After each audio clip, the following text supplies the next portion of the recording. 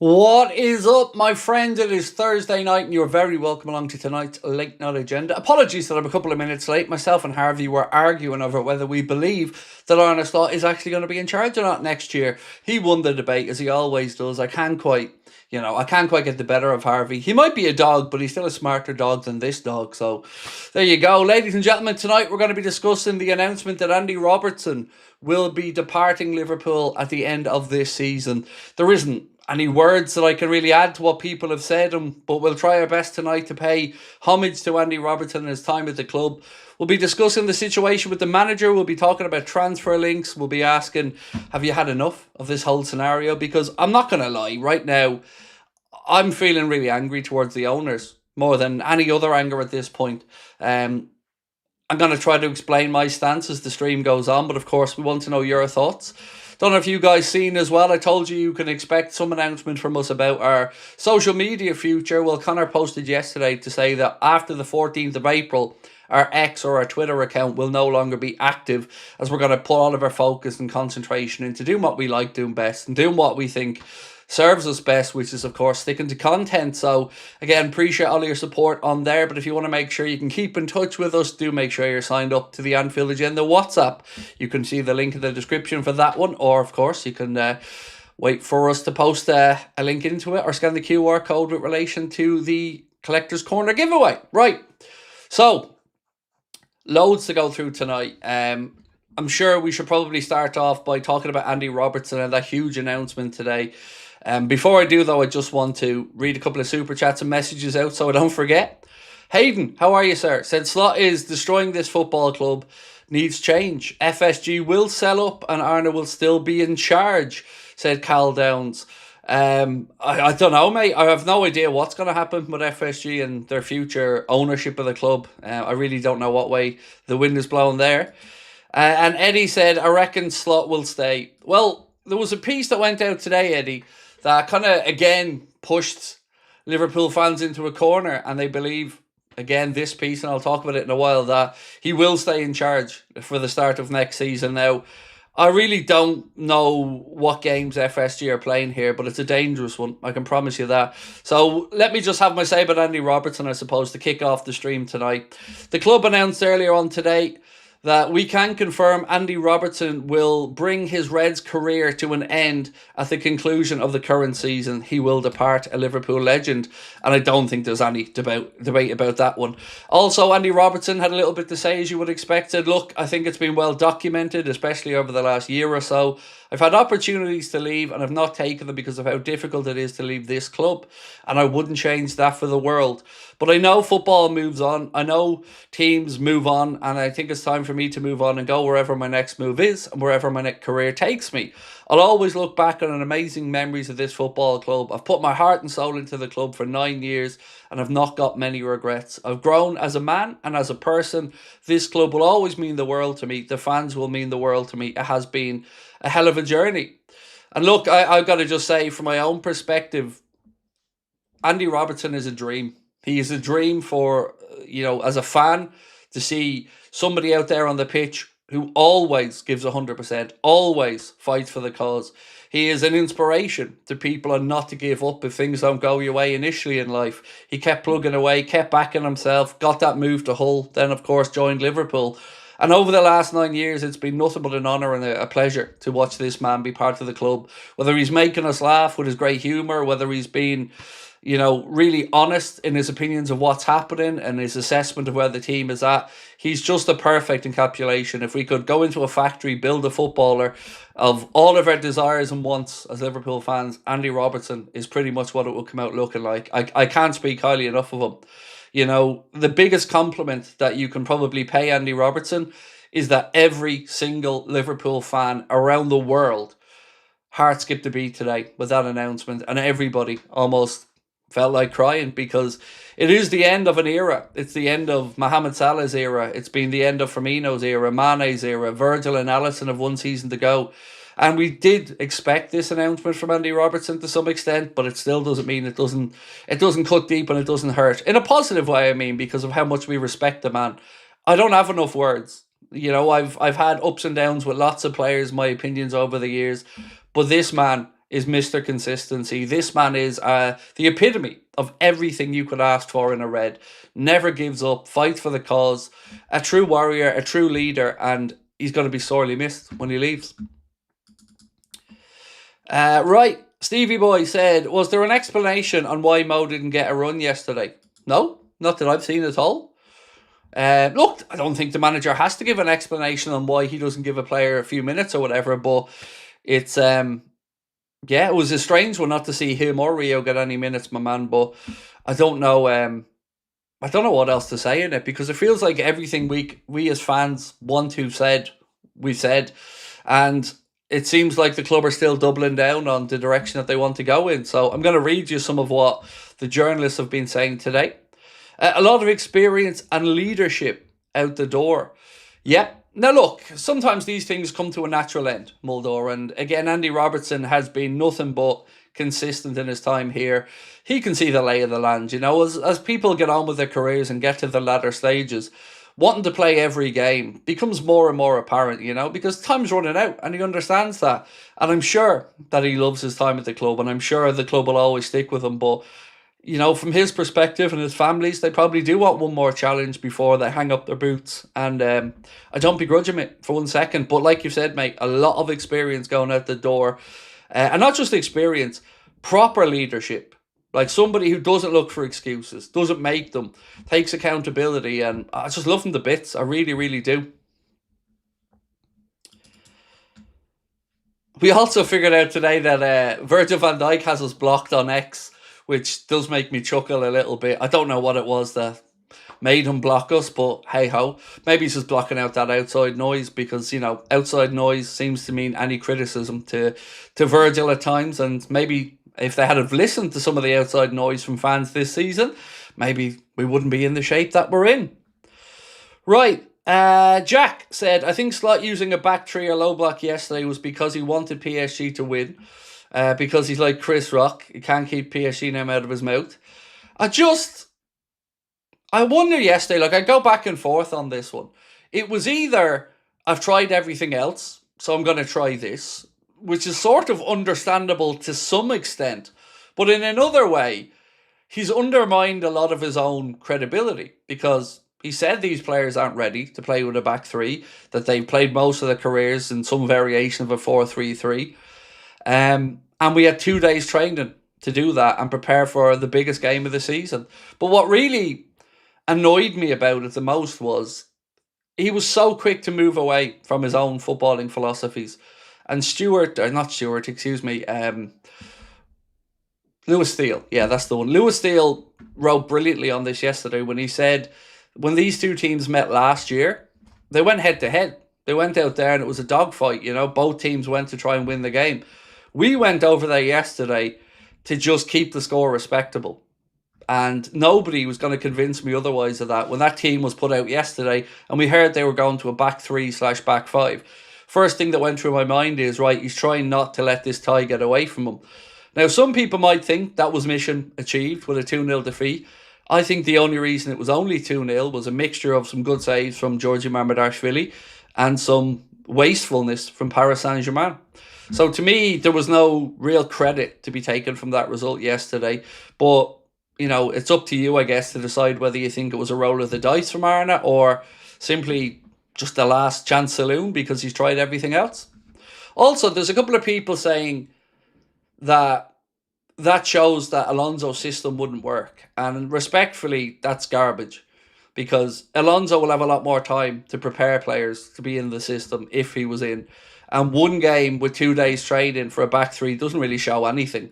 All that it shows is that, yes, we're not ready to play that, but it doesn't mean with coaching and with proper instruction from somebody who does play that system more frequently, it could be different. So yeah, look, yesterday was a game that if I was watching it as a neutral, I would have been applauding Paris Saint-Germain because they were fantastic. They were everything that we want us to be.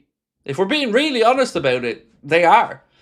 That team, the way they go about their business, the way that they play with such bravery, intensity, hunting in packs to close down players, it is everything that we should be expecting of our team.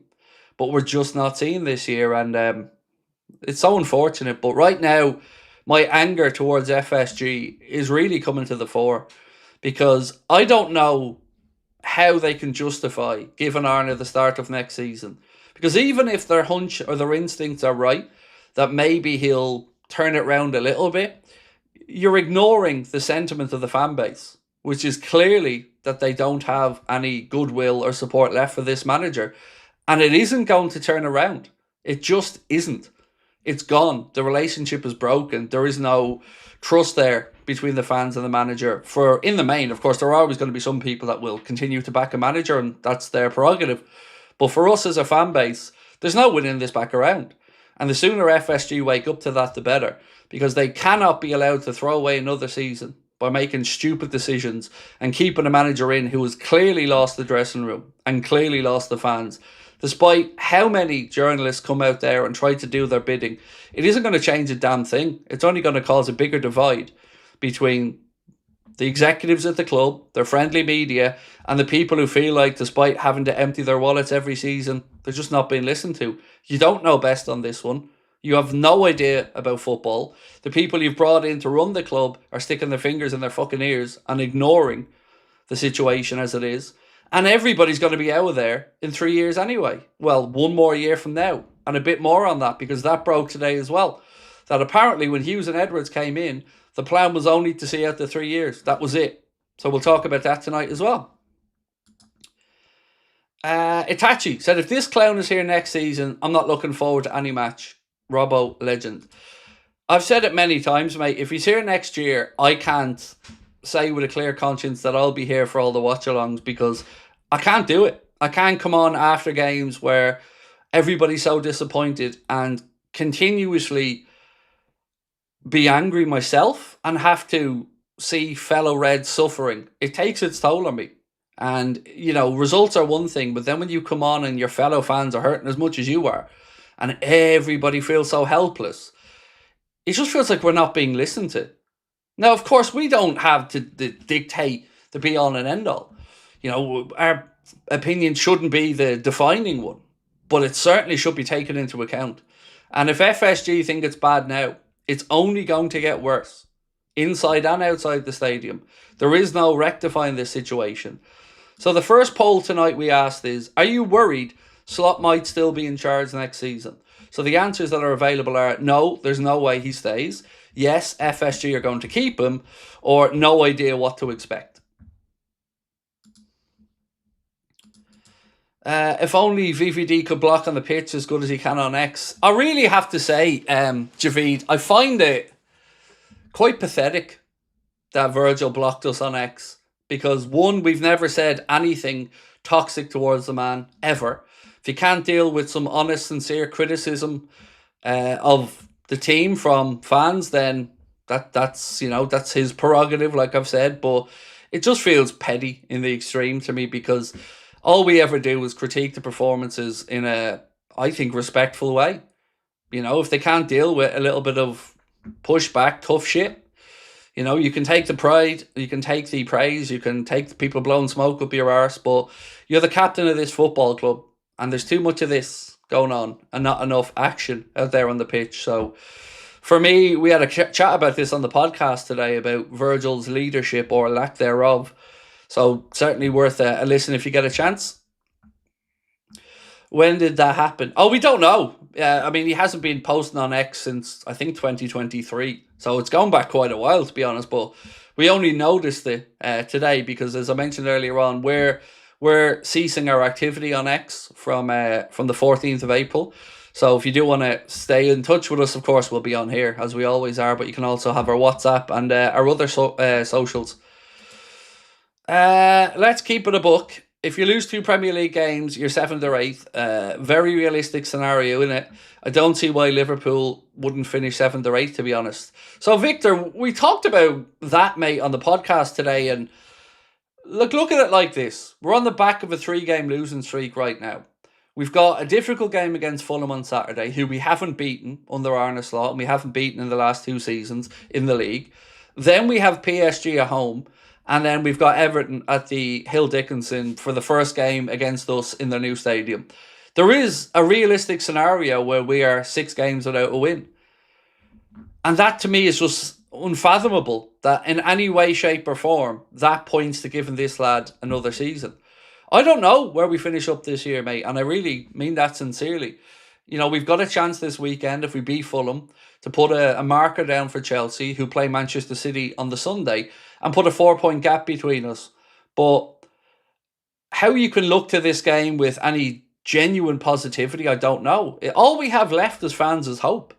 Hope that something happens. Hope that they can put in a performance. But, you know, to the people that were saying after the game yesterday that it's Anfield and we can turn this around, answer me this question honestly. Do you think PSG aren't going to score at Anfield? Because they carved us open at will, and I think they'll do it again. Yes, I expect us to be better than we were, but last year we were a better team and they beat us at home. I have no faith that we're turning this tie around. None. And I hate to say that. And I feel terrible saying that. But, you know, I can't sit here as a fan and just expect Anfield to do its magical thing. You know, and I've seen that so many times from Slot, from the journalists. The fans can't go out on the pitch and kick the ball. The fans can't make the players do the hard yards. The fans need something to get behind. And they ain't getting it. So it's very difficult to just push it back onto the fans and say, well, the Anfield factor. You know, what about the players? What about the coach? Because we didn't cause this. If he is here next season, my season ticket is gone, said Matty Dals. It's so stupid of FSG to even consider this. Because all it shows is that one of two things for me, and again, I'm only speaking for me here. It shows that they either have fuck all interest in actually day-to-day goings on at the club, so they've left it to Hughes and Edwards, and Hughes and Edwards seemingly are just sticking their fingers in their ears here and not admitting any fault, or it's the other side of it, that they're just absentee owners who just want to watch the valuation of the club and that's it. But either way, right now, it's time for us fans to come out swinging, because this arrogance needs to be stopped. The club is on its knees right now. We're a laughingstock. And we're supposed to believe, with a straight face, that the buy-in will be there next season. That we're going to turn it around. Now, there's one particular part of all of this that winds me up. Let me read out the posts to you from the journalist, and then I'll tell you why. So, Sam Wallace of The Telegraph has said, Arne Slot has a contract until the end of next season, and the club are of a view to persevere into the last season of that deal before making any decisions on a renewal or otherwise. Also, from Sam Wallace, as things stand, FSG believe there is mitigation for performances, the death of Diogo Jota, principal among that, given its effect on the teammates at the start of the season. There has also been the fall-off in performance of the stars of the era, primarily last season's top goal scorer Mohamed Salah. Here's the part that really winds me up, because it shows how fucking stupid these people are. While still acknowledging Slot has made errors, the feeling is that he deserves 4 transfer windows before a judgment is made. I can't believe I have to actually say this out loud, but he's had 4 transfer windows, you fucking clowns. Just because they chose to do nothing in his first season doesn't mean that you can just write that one off. He's had 4 transfer windows. You as a club and the manager decided to do nothing for his first season. Then you do a load in the second season and cry arse that you had too much change too quickly. And now we're supposed to believe that this fucking clown is going to be given another opportunity next season with more change coming again.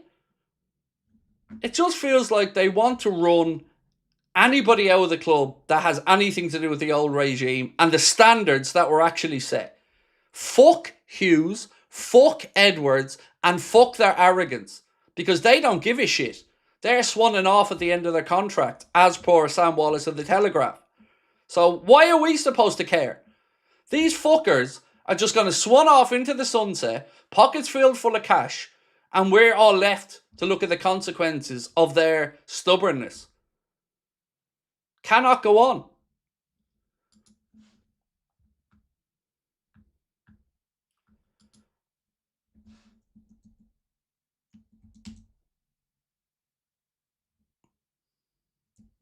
And also, if we drag our feet on this and Alonso goes elsewhere, and when you sack him, which you will before Christmas, what does that mean? I'll tell you what it means. It means that another season is written off. It means that fans have to go through another season of upheaval and change and up and down results. And you will have lost a good, credible coaching opportunity, and you will lose whoever comes available after the World Cup. So how stupid can you be? It's pathetic. Sell up if you've no interest. Sell the club. But stop treating fans like pieces of shit. Stop gaslighting us. Sticking your fingers in your ears. Either get involved or sell up, because everyone's fucking sick of it. The local fans are giving out about ticket prices. The online fans are giving out because they don't ever feel appreciated or listened to. The players have thrown in the towel. The coach cannot turn it around. And for some reason, they want us to believe that it'll be different next season with the same manager. So let's pick apart what this is said here from Sam. The death of Diogo Jota. Obviously, a very difficult situation. We're 9 months on from that, and he hasn't been able to turn this around. Goes on to say the effect of stars like Mohamed Salah not having the season they did. Well, why is that, Arna? Is that maybe because of the way you're playing Mohamed Salah and the change of formation and the change of tactics? Maybe that has a little bit to do with it. Maybe getting him further and further away from goal has a little bit to do with it. So all this feels like to me is that Hughes and Edwards, particularly Edwards, feels like he's right. He shouldn't have given Mo a contract, and we need to suffer the consequences of that. It's gaslighting to the extreme, and it cannot go on. They're sabotaging another season. For what? He's going to fucking fail. It isn't even up for debate. It's heartbreaking.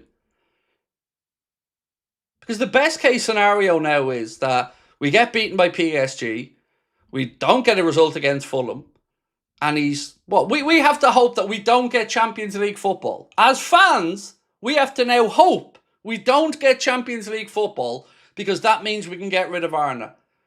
Now imagine that as a mental exercise, as a fan.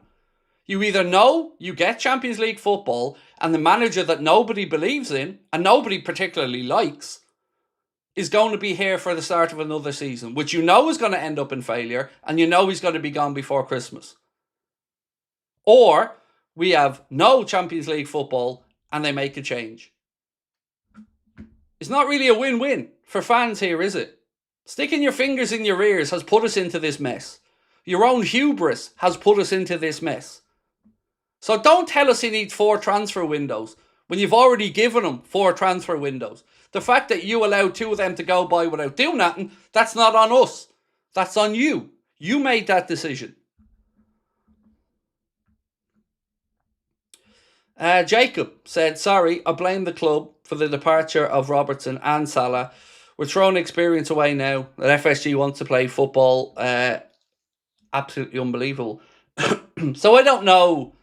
Look, I don't know who made the Andy Robertson decision, whether Robbo made it, whether the club offered him something that was just nowhere near acceptable to him. I don't know. Maybe Robertson decided that, he wants to play as many games as possible for the remainder of his career.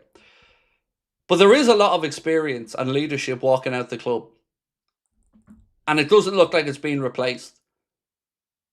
And our captain, he needs to wake up as well. Because this sticking your fingers in your ear shit and ignoring reality and talking and talking and talking and telling them what you need to do and the standards, none of it's real, Verge. You're just talking shit.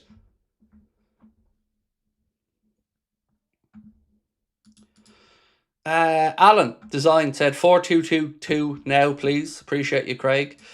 Mate, at this point, and I've said, you've seen me for the whole season. Every time everyone's asked me, do you want Liverpool to lose if it gets rid of Slot? I've said no. At this point now, I'm struggling to figure out whether I want us to not get Champions League football and he gets gone, or whether I want us to get Champions League football and we have to maybe suffer another few months of him. And if you're asking me to choose, it's getting rid of Arna. Because that's how bad this has gotten. If the club had have done the right thing, which everybody could see in November, December, January, this wouldn't have been as toxic as it is. But it's only going to get worse. You can try to announce the departures of Salah and Robbo and hope that that helps the atmosphere inside Anfield, but it won't. Nor will the local fans who, the spy on Copites who bring their banners onto the Cop. They're not doing that either. Protest on the ticketing prices. So the decisions of this club and this club alone has turned this into the situation it is. It isn't from you. It isn't from me. It is the club, its arrogant executives, and its inability to grow a pair. Cowardly. Pathetic. And we're supposed to buy into this. We're supposed to spend our hard-earned money season after season on TV subscriptions, trips over to watch the Reds, merch drops every 5 minutes. You want to rinse us all of our money and stick two fingers up at us at the same time while hiding over in Boston. It's truly, truly beyond acceptable. Do you have any inside news regarding Slot's future? My understanding is the same as it always has been, that he's gone in the summer. But what I can't stomach anymore, Adam, is the amount of people who are being briefed about this. If you're so supportive of your manager, you don't need to be briefing people every 5 minutes. But they're going out of their way to try to create a narrative that doesn't exist. There is no support for the manager. None. It isn't going to change. It's going to get worse. You're going to destroy the goodbye to Salah and Robbo with the atmosphere inside Anfield. And it's only going to get worse. And at the start of next season, when we're in November, December, and we're already falling away from the top of the league, and you eventually fire him, we're going to struggle to get another coach in mid-season. We're going to have to go through another transitional year. And how many of these do we have to have before they take it seriously? Because I tell you what this is not. This is not the team being built for long-term sustained success. This is not us looking to have an era or a dynasty. This is once again Michael Edwards and Richard Hughes thinking that they can do what they want and the fans are just going to sit there and take it. Wrong fucking choice.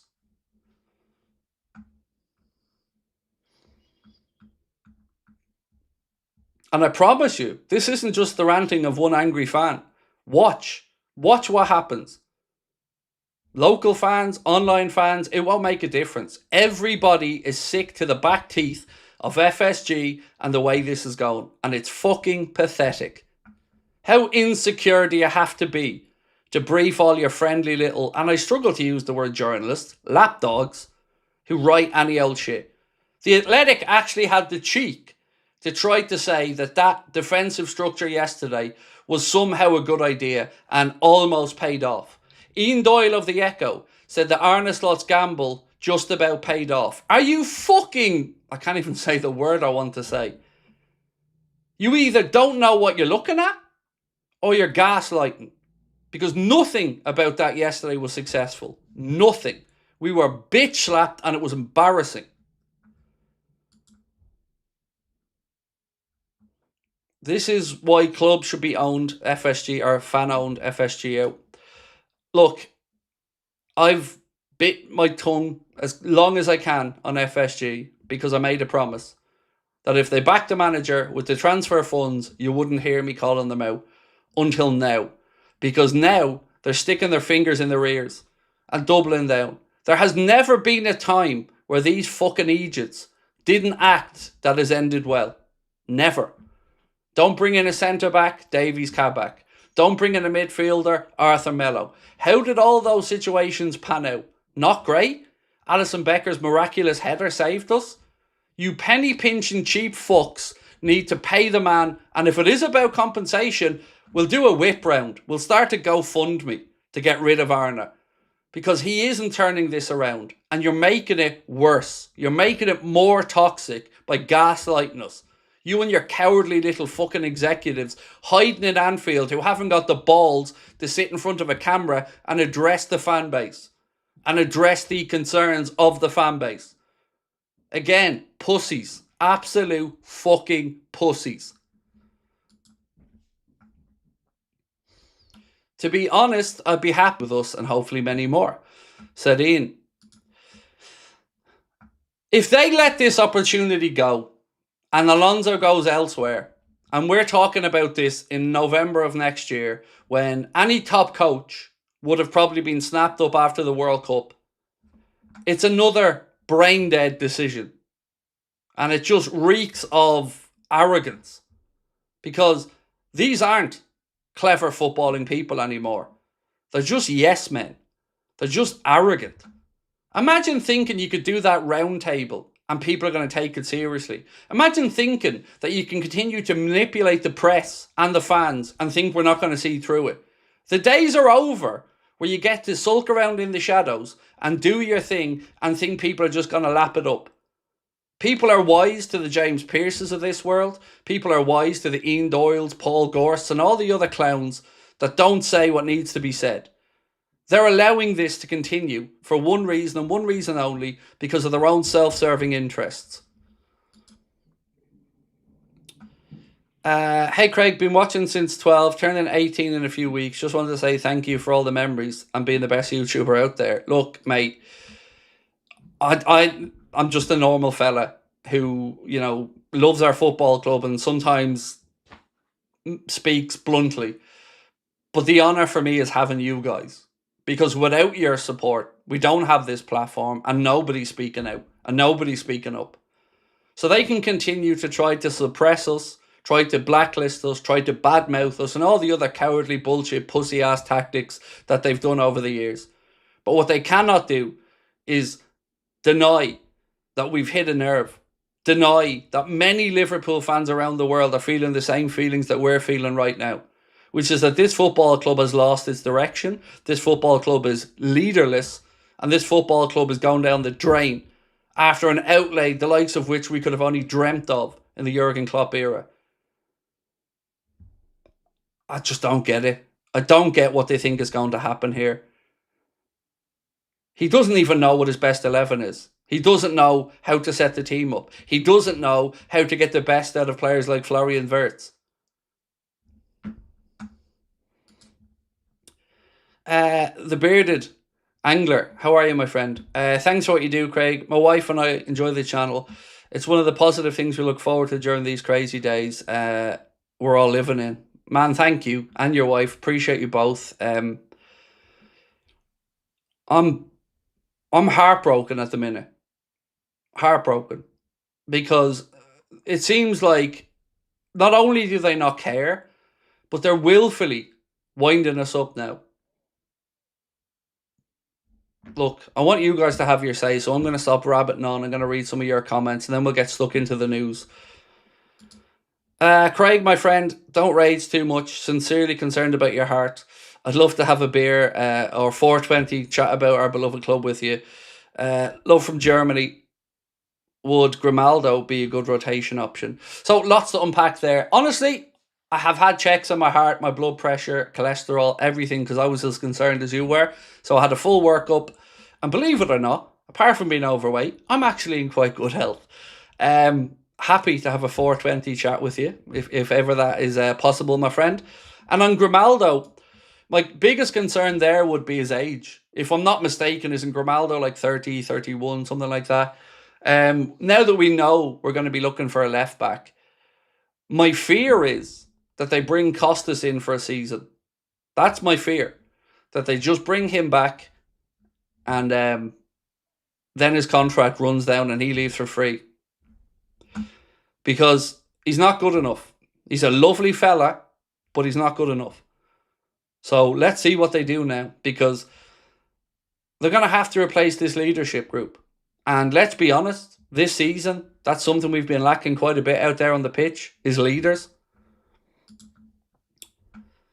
Slot stays, Rio won't get no football again next season. Yep. So here's the thing, Eddie, right? They were the very first ones to tell us as fans and brief all their friendly little journos that we didn't replace Diaz because they didn't want to block the pathway for Rio. We didn't make that up. You and I didn't say that, Eddie. And then here we are, most of the season gone. Rio getting very little game time, despite the dressing up of the situation from Arna. So how has that benefited us in any way? You know, not to give him 1 minute on the pitch against Paris Saint-Germain. You know, he's destroying the confidence of younger players. He's turning fans against the club. He has us not looking forward to watching Liverpool games. He has taken away our identity. He has removed any passion. There's nothing left. It's just going to be a fight now. That's it. Angry and fighting. That's it.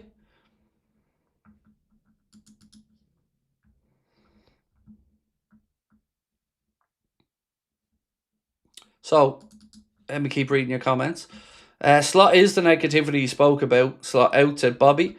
Lee said, I love Rio, so I hope he leaves. If Slot stays, Slot will destroy his career. The journalists say they're selling club, so why are we letting players leave for free? There has been so many players who are going to be walking out the door for free. You know, some of them, understandably, felt like a natural conclusion. I just don't know, lads. I just don't know, because, again, didn't bring in a defensive midfielder. Do you know what really, really annoys me? So, for all the journalists that are coming out and saying that the club have every intention of carrying on with Arna, no questions about why we didn't bring in a centre-back in January. No questions about why we didn't strengthen to try and push back up the league table. Nothing. Lackeys. The lot of you. So you can have your Dominic Kings and your Gorst and your Doyles, and you can all call me every name under the fucking sun, but you're a disgrace. An absolute disgrace. Because all you're doing is sticking two fingers up to the fans you claim to be writing on behalf of. The coverage of the football club from these journalists is pathetic. It's one-sided, it's cowardly, and it's nothing but a PR plus for the club. Do your jobs. Do your fucking jobs. Harry said, I go to every home game at Anfield. I die a little more inside every game. Slot's clueless, destroying our team and reputation, and should have been sacked at Christmas. Joe said, how ironic is it that Slot kept banging on about open football and playing a team like PSG, but when it comes to it, he makes himself play a low block. Something makes me feel he is driving players out. Everything that you've said there, my friend, is exactly what I was saying last night. You spend the whole week building up to this game, praising the games against PSG and the style of football, and that there were two teams that matched each other, met each other head on, and went out there to play. And you go over there with your tail between your legs, playing cowardly football, not a single shot on target, and his possession-based philosophy, which he keeps banging on about, seeing us have 26% of the ball. Now make that make sense. You either have a philosophy or you don't. And he doesn't, and he goes with a low block. Us with a low block. For a low block to work, you need buy-in from the defenders. You need them putting their bodies on the line, throwing themselves at the ball, willing to defend deep and do the hard yards. Nothing about that screams Van Dijk and Canade. Nothing. We are, stick a leg out, turn your back on it, hands behind the back, not getting dirty, not throwing your body at the ball. That's what you need when you're playing with a low block. So, what about that made sense to him? And what about his philosophies, his footballing identity? Everything about this man is bullshit. He's a spoofer. And how Hughes and Edwards are unwilling to see that, I don't know. But ask yourself this. Would Luis Enrique or Pep Guardiola, would they have changed their principles for a game like this? Are PSG going to come over to Liverpool and sit back and defend their 2-goal lead? You know the answer to that. Because they're men with an actual footballing philosophy. That they don't care if the results aren't what they should be, because they'll get back to plan A working. They'll improve people on the training ground and get their plan implemented. Eventually they'll get there. There'll be mistakes along the way. But I'd understand that. As a fan, I'd understand if we were trying to play in a certain way and mistakes were coming. But we're not. We're just keeping the ball for the sake of keeping the ball. We're alienating our forwards. Look at the movement from that PSG forward line last night. Kvaratskhelia and Doué were swapping sides. Dembele was dropping in and deep. And then today, just when I think James Pearce couldn't sink any fucking lower, Today he comes out and writes this. Bear with me. Because this is truly, truly pathetic from Pearce. He said, and let me know what you think of this, by the way. It's become increasingly clear over his debut season that he's not an authentic number 9, Hugo Ekitike. Ekitike's long-term future at Anfield will either be as a second striker or playing on the left. Liverpool are entitled to expect more from the man who is their top scorer this season with 17 goals. They needed him to hold the ball up, link play, win free kicks and try to relieve the pressure when they were under the pump. That's either written by somebody who doesn't have a clue what they're looking at or just wants to have any reason to try to support the manager. Hugo Ekitike yesterday was isolated because nobody was joining the runs. Nobody was coming to give him an out. He was isolated. And to say in the same fucking paragraph that the top scorer isn't an out-and-out centre forward. He's played 6 games in his career at club level off the left-hand side or as a second striker. So do your research and stop putting out this absolute garbage and throwing players under the bus, you fucking clown. Enough is enough. Who are you trying to convince, James? That's pathetic. Throwing Ekitike under the bus, fair enough. He mightn't have had the best game. Nobody's there saying he played a blinder. But to throw him under the bus? We had no attacking intent. None. Ekitike was given a thankless task. That's absolute bullshit. Absolute nonsense. Highest scorer this season, and you're saying he's not an out-and-out centre forward.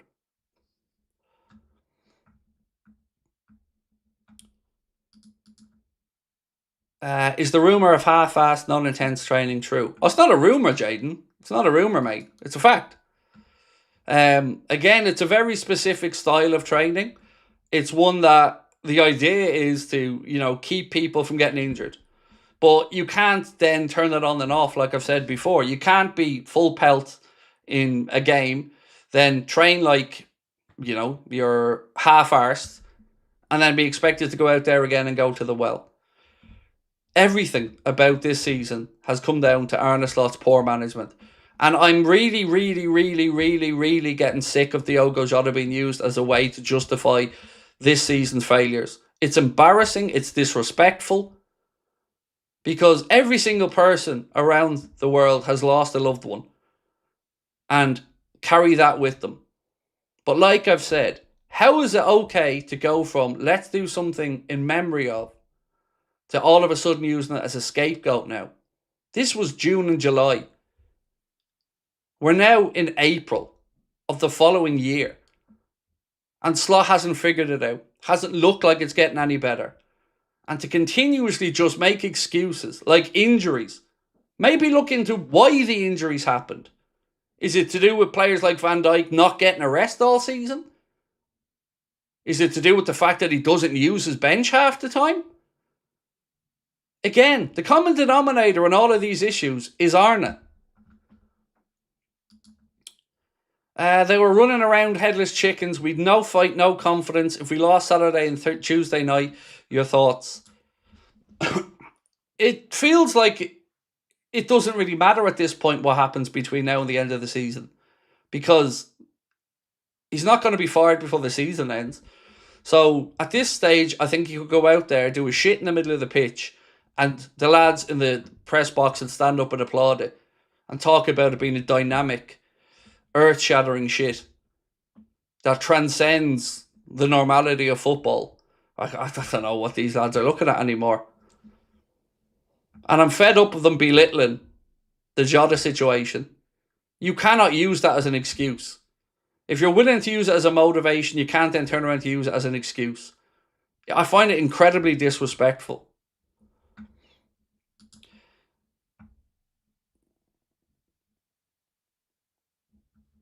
Just got in. I guess we got another year of this. Look, it depends what you believe, Stargirl. I believe that it's going to get worse over the next few weeks. I believe that the results are going to continue to be up and down. And I think ultimately they will eventually realise that there is no turning this around. And show me a club where sticking with the manager has worked. It hasn't. Ten Hag at United didn't work. Amram at United didn't work. Rodgers at Liverpool didn't work. There's no point letting them go into the next season because all it's doing is compromising another season. The only time it worked was Sir Alex Ferguson, and that's gone back 30-something years. And football's come a long way since then. There is no turning this around because there's no desire to get behind this manager. I can see why Klopp can't work with Edwards. Seems very egotistical, and using Jota's death as to why we're failing is filling me with rage. Same.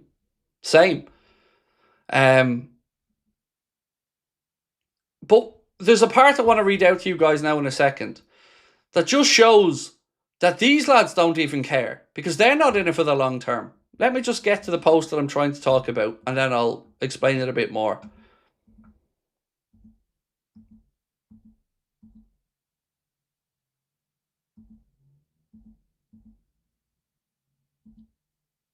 Sorry, bear with me.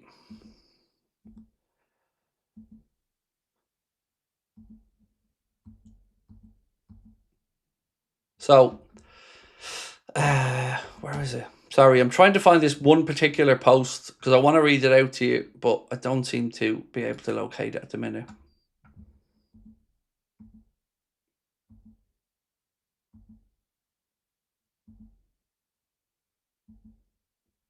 Where is it?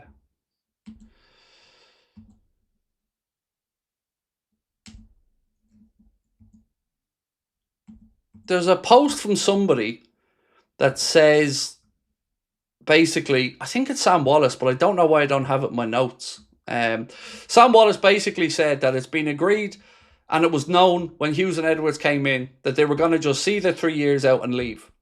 So they're not invested in the club's long-term success because they don't want to be here. They want to swan off elsewhere.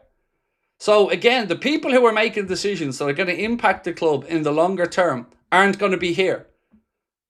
They'll just swan off and go about their lives. But every Liverpool fan around the world will have to live with the fallout of these decisions.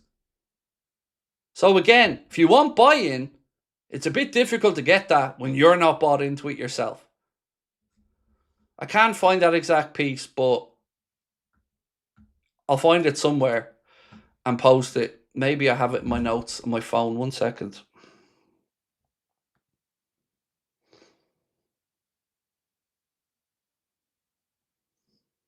Check, folks. I'm just going through my notes here just in case I have it somewhere else.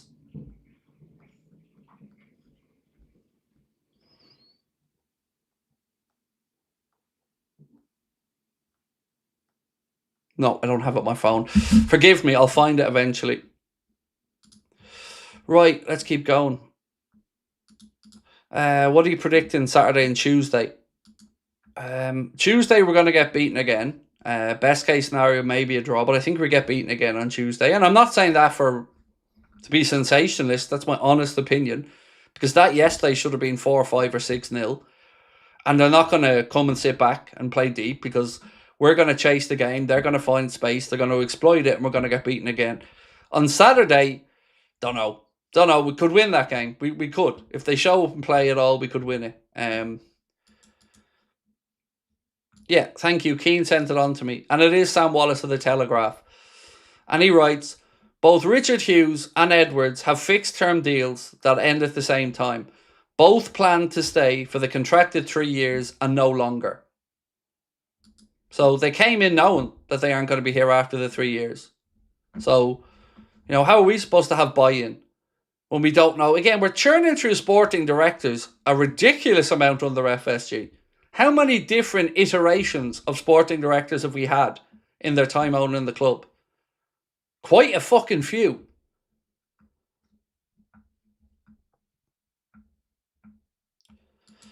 Everybody turning on Dom and Hugo is poor taste. I don't get it at all. I don't get it. Like, for me, Hugo Ekitike's overperformed this season. I wasn't expecting this much from him in his first year. I really, really wasn't. So to see James Pearce having a pop at him, I really think that's out of order. Especially with the context of the way we set up last night. We weren't committing bodies forward. We weren't getting runners up to support Ekitike. He was isolated. And to say he isn't an out-and-out centre forward while in the same breath saying he's the highest scorer for the club this year is embarrassing. But then again, apparently Pearce has no shame anymore. Because remember, those with short memories have been muted as Arne Slot breathes life into a season that had veered alarmingly off course. How's that feel, James? Still feeling that way? The way you never really felt, mate, but you were just very quick again to belittle fans about it. Still feel we're not signing a goalkeeper, Jimmy? When we all knew Georgie Mamardashvili was coming in very soon. You just keep doing James Pearce things and we'll keep calling you out on it. Because it's embarrassing to see you fall from grace the way you have. As somebody who had nothing but respect for you, gone. And I'm not the only one.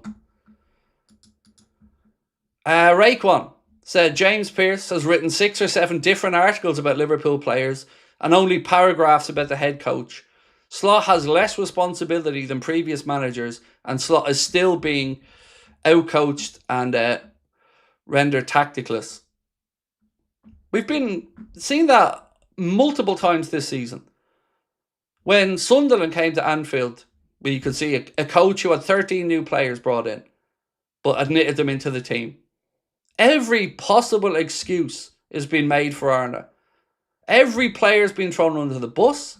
Fans' intelligence has been insulted. For what? For a man who, one, just doesn't get it. Just doesn't get it. A man who talks about footballing philosophies and principles, but when it comes down to it, doesn't have the balls to back them up. I'm sorry, but you're backing the wrong horse here. Craig, by all accounts, Alonso's in talks with 5 clubs. I don't know of 5 clubs that he's in talks with personally. I'm not saying you're wrong, my man. I'm just saying I don't know of it. But I do know the job he wants, and that's Liverpool. Now look, I'm not saying the job has to go to Alonso. I've been honest about this multiple times. There are other alternatives if you don't think he's the right guy. But I also sincerely believe that we've moved closer to a squad that could adapt to a back 3 if that's the way he wants to play, with the additions of Frimpong and Wirtz and the players we've brought in. So look, we'll wait and see what happens. The club would have the best counselling out there. Can't imagine what Jota's death was like, but still using it as an excuse. Feck off, let him rest. Exactly. Nobody is denying that the start of the season was incredibly difficult. We spoke about it at length here on the channel. Every pre-season friendly was a reminder. And it was no doubt very difficult and very tough for the players who were coming into a new team to walk into a dressing room where they probably can't even crack jokes and be themselves because they don't really know what they're walking into. It's a really unusual circumstance. No debate on that. But it's April. And can we really say he's figured it out? Like, is there any indication that this team is getting better? Because remember, we're on the back of a 3-game losing run again. And it isn't the first one of the season. I don't know what else to say. Because if these guys were writing about a manager at any other club, they'd be saying sack him. But somehow they're trying to find a way to keep him in a job at Liverpool. For what? For what? All you lads have done is shown yourselves up to be either unwilling or incapable of doing your jobs.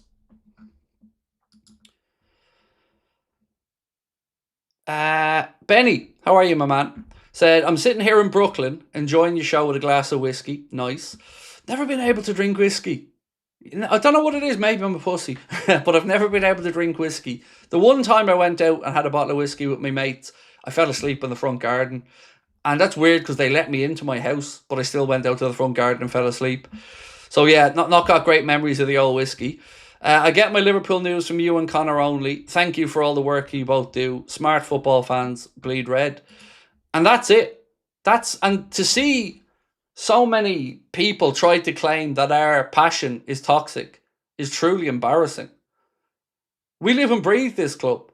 We love it from afar. We love it. And to see what it's becoming and to see it being so enabled by failure, I don't recognise it. And I really, really take a lot of anger at the Liverpool way being manipulated into being accepting failure. That's not what the Liverpool way is. That's never been what it is. It's shocking. Did you see the news Robbo's leaving? Yes. We touched on it at the start. And look, I don't know if there is a better leader at the club since he's been here. Henderson's right up there as well. Andy Robertson is everything I still love about football in one man. Not flash, no bullshitting, graft, effort, honesty. It oozes from him. Great sense of humour, really good character, an absolute bargain of a signing. Gave us 9 years of nothing but absolute effort. He is everything you would hope your son or a footballer would be. He didn't give up on himself when football looked like it mightn't have a pathway for him. He doubled down, kept plugging away, and earned his move to Liverpool Football Club, and has earned the love, admiration, and respect of every single red around the world.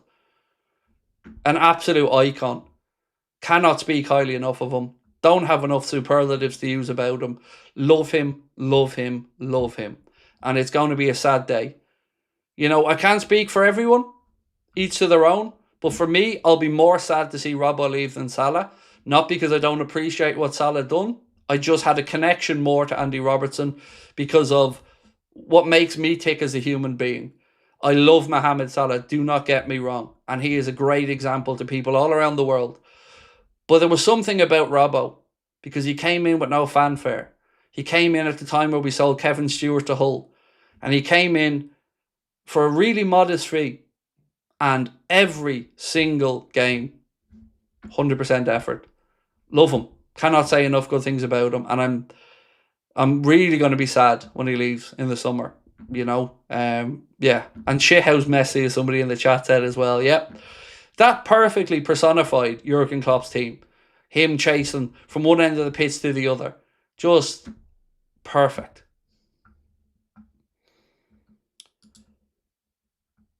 FSG won us 2 Premier Leagues and Champions League. What the fuck are you on? Did they? How many did John score in that marvellous run?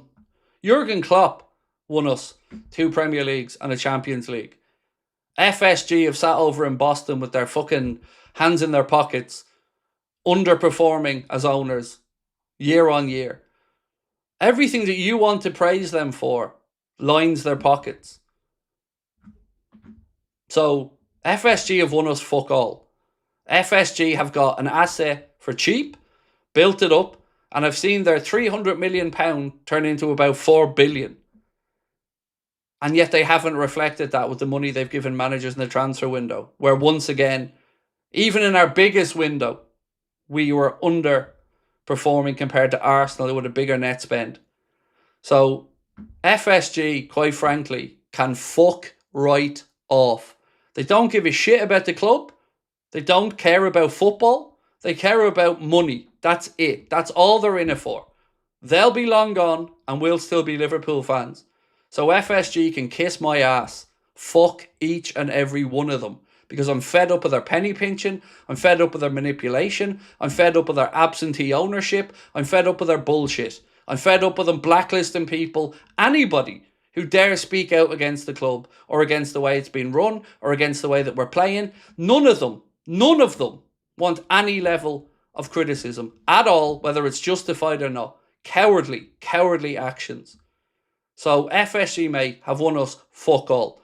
You want to be thanking Jurgen Klopp for that. And bringing him in, I will give them credit for.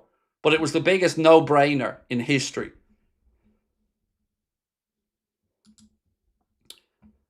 Jaden said exactly. Hugo improved his expected goals from Frankfurt. Yes, because he was underperforming his XG, which was one of the reasons why they felt like there was good value in there.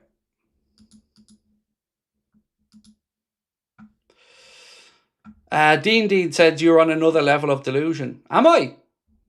Rather than insult me, how about trying to tell me why? Because people like you have nothing. You've got no substance. All you have is insults.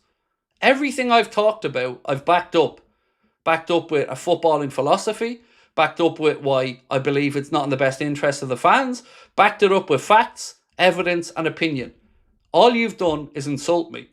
So again, if you think I'm wrong, cool, we can have that conversation. But tell me. You won't be able to, because that's all you have. You're just another nobody on the internet who has nothing to add to a conversation, who just wants to insult people. I'm here to have a debate with somebody. No problem. You can have a different view to me and we can talk about that respectfully, as I've done for 8 years on here. But you don't have a comeback, because you know deep down I'm right. Or you just don't understand what you're looking at. But insulting people isn't going to change anything.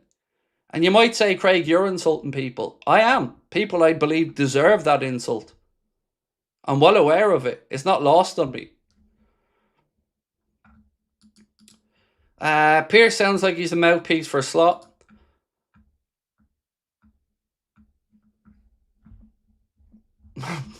I'm not disagreeing. Not for Slot, for the club.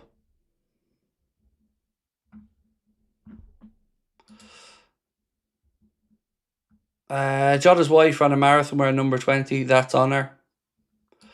I cannot even contemplate what his wife and children have gone through and felt.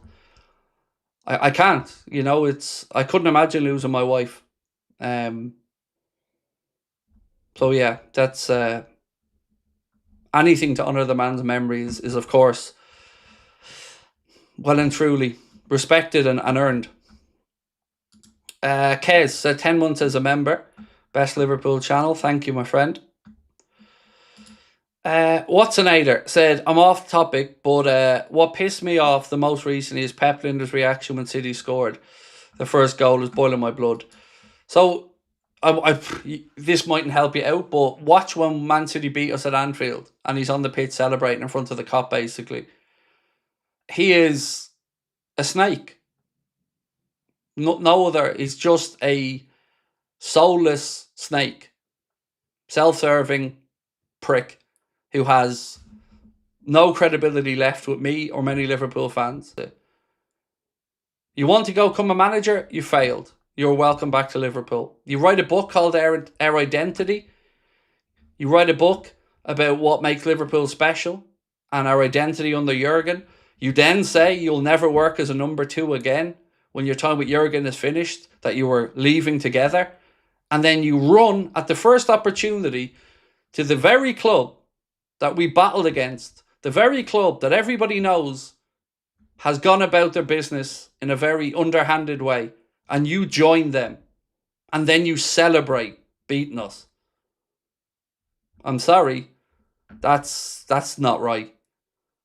So does that mean everything he said is empty, means nothing?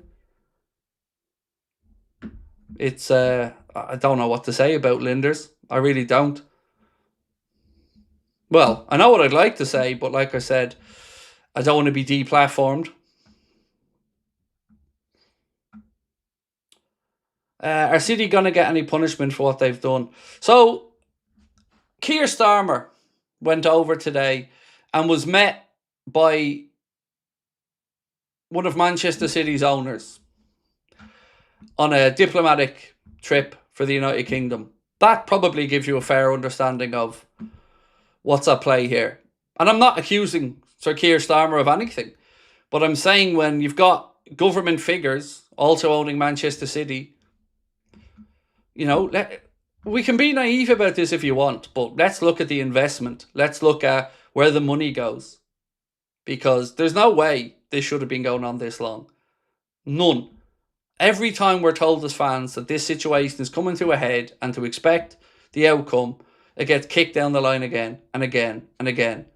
The Premier League is becoming a laughing stock because they're being rinsed by one club who think they can do what they want and the rules don't matter because they've got more money and they can continuously drag it out and out and out and throw more lawyers at it and throw more money at it. Like I've said, do the research on the leaks from the Spiegel. Watch Britain's biggest football scandal on YouTube.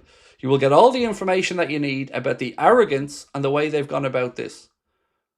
is truly pathetic. And to see Nandrolone Guardiola, the man who was banned for taking Nandrolone while playing over in Italy, that had it overturned, even though the enforcement agency didn't want it overturned, didn't believe it should be overturned. But guess what he got off on? You'll never guess. It wasn't that he was innocent. It wasn't that it wasn't in the system. You know the word I'm about to use, right? Technicality. Funny that, isn't it? It's funny how there was so many at that time done in Italy for it. And I'm supposed to believe that this is a man of integrity. A man that apparently knows nothing about what happened at Manchester City. Poor old Pep, who the journalist yet again can't buff on over. A cheat. A man who was caught. Not my words. Sporting Intel. Nick, journalist. He wrote the story. Guardiola was banned for Nandrolone. I didn't make that up. Again, these bastions of morality can fuck right off.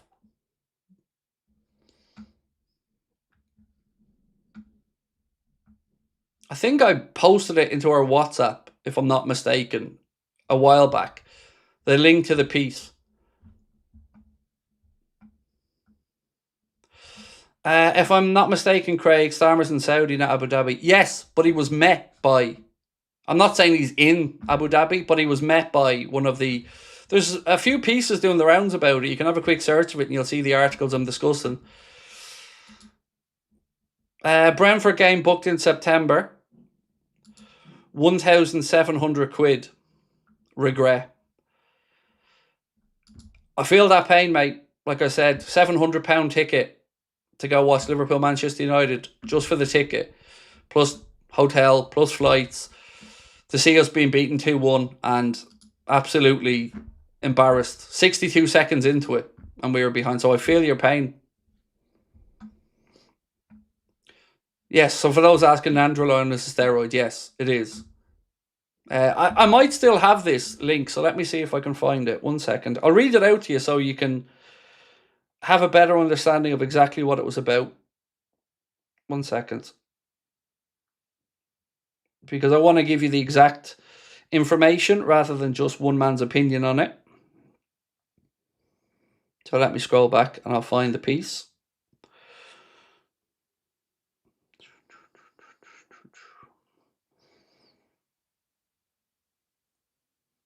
Here we go. So, this on Substack for Sporting Intelligence, 832, said, more recently, Pep Guardiola, while playing for Brescia in Italy, failed 2 drugs tests in late 2001, testing positive for the banned steroid Nandrolone. He received a 4-month ban, a 7-month suspended prison sentence, and a €9,000 fine. Over 6 years, Guardiola used the defence of contamination, which wasn't true. Then he claimed the medical condition causing the anomalous result, which was initially not accepted until that decision was reversed on a technicality, a decision Italy's anti-doping authorities disagreed with. But old Pep, he gives a good press conference, so, let's just fawn all over him. Doesn't matter. Doesn't matter about the past. Doesn't matter. We're supposed to believe he's naive to everything that's gone on at Manchester City as well. Fuck off. Sad, sad world we live in, folks, where making money for people is more important than right and wrong. And you'll turn your back on a wronging if your pocket's being lined. It's pathetic. It's no lesson to be teaching our kids. Tiger Valley said, respectfully, I worry if we sell the club, we'll end up in a blue co micromanaging nightmare like Chelsea. Grass is not always greener on the other side. I fully appreciate where you're coming from, mate. I do. And there is absolutely a lot of credibility to what you're saying. I guess it just comes down to, this is the last straw for me. I tried with the joining to the Super League. Like that was the biggest slap in the face I've ever seen from an owner of this football club. No consultation with fans, just we're doing this. All of your history, tradition, heritage of the European Cup, it doesn't matter. We're doing this, and we're doing this because it lines our pockets. So that came and went. Then we had the furloughing of staff and all the other stuff that they've done over the years. And then the real key for me was the lack of investment. And already, like I've said, the biggest summer spending we've had, we were outspent by Arsenal net spend-wise again. And this was our biggest ever window. So, yes, they've certainly done a lot right. And yes, you've got to be mindful of what might come after. But I tell you what I do want. Somebody who leaves no stone unturned looking for actual success. And success from me as a fan is in sporting terms. It's measured in silverware, not in revenue. It's measured in trophies and medals. And I don't believe for 1 second that FSG are only interested in success. Not for the slightest. I don't think John goes to bed at night worrying about whether Liverpool are going to win a trophy or not. So that's the big issue I have there. But I can't push back against what you've said, because you are damn right to say, who knows what might happen. That's more than fair, mate. But at some point, we're going to have to ask ourselves that question, you know. Do you just continuously, again, let's do this with the manager.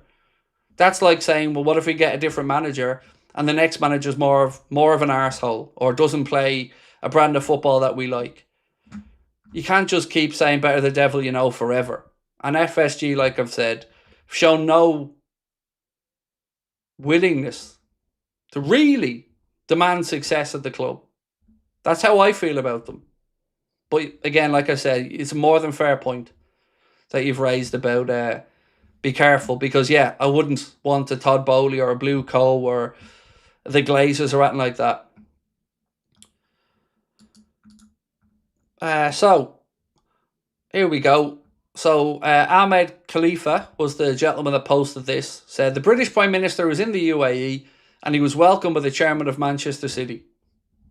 And there's a photo of the two of them. So, and that was today.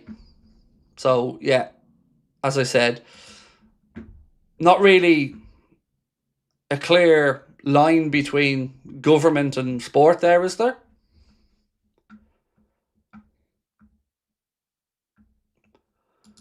I bet a lot of people also don't know that Barca put young Messi on growth hormones when he was a kid. Settles the Messi versus Ronaldo arguments for me. I knew all about that, but there was no rules broken to the best of my understanding on that. Now, if I'm wrong on that, Cal, apologies, but look, I think people would be shocked at the amount of snidiness that goes on in football. Like, truly, I think you'd be shocked if you've seen how transactional it was. How do I pronounce this gentleman's name? Jinkazam said, I'm hoping we raid Spurs because it's ridiculous the players they have like Xavi Simons on the bench. I don't rate Xavi Simons, mate. You know, if you're a club that's looking to really fight to get out of relegation or with your season on the line, I don't think Xavi Simons is the type of lad you want there. You think he's a good player, but, you know, has he got the real right attitude? Let's wait and see. But, again, there are players at Spurs that could be worth a look, all right. Van de Ven would be an interesting one. Oh, we've done that one already, Cal. Sorry. Right, let me just end this poll, actually. Sorry. Give me any suggestions you want for another poll, by the way. We've got about 45 minutes left on tonight's stream. The preview is coming out after the stream. It'll be at 10:40, the preview for the Fulham game. Believe it or not, it's already time for that to go out.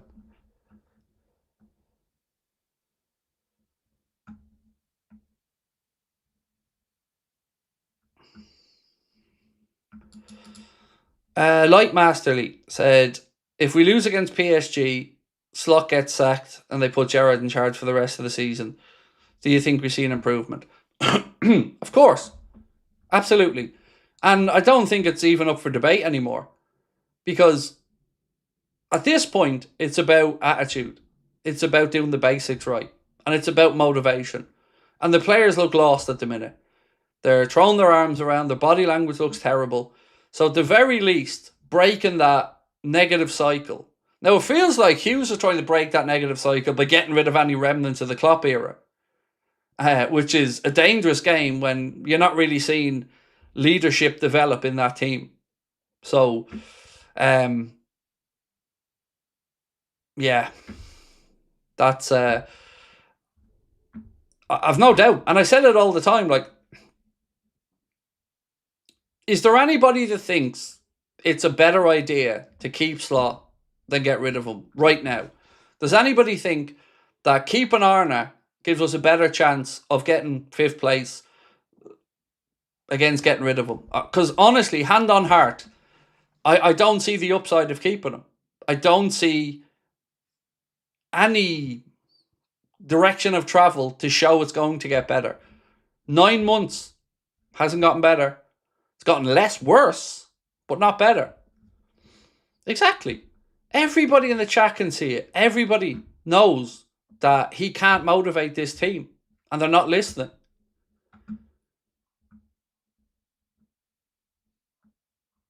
Craig, I heard on the TV, Slot could be heard shouting instructions to the players during the game, and they were seen to completely ignore him. Well, just go back to Alisson Becker ignoring him to put the ball out when Slot told him to in a game gone back a while ago, and then we conceded.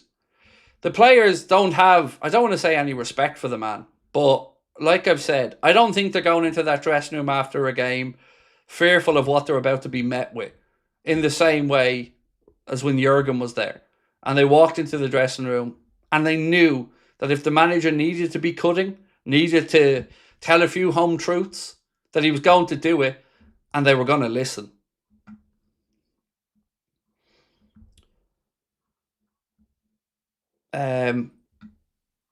Let me just ask this for a poll question.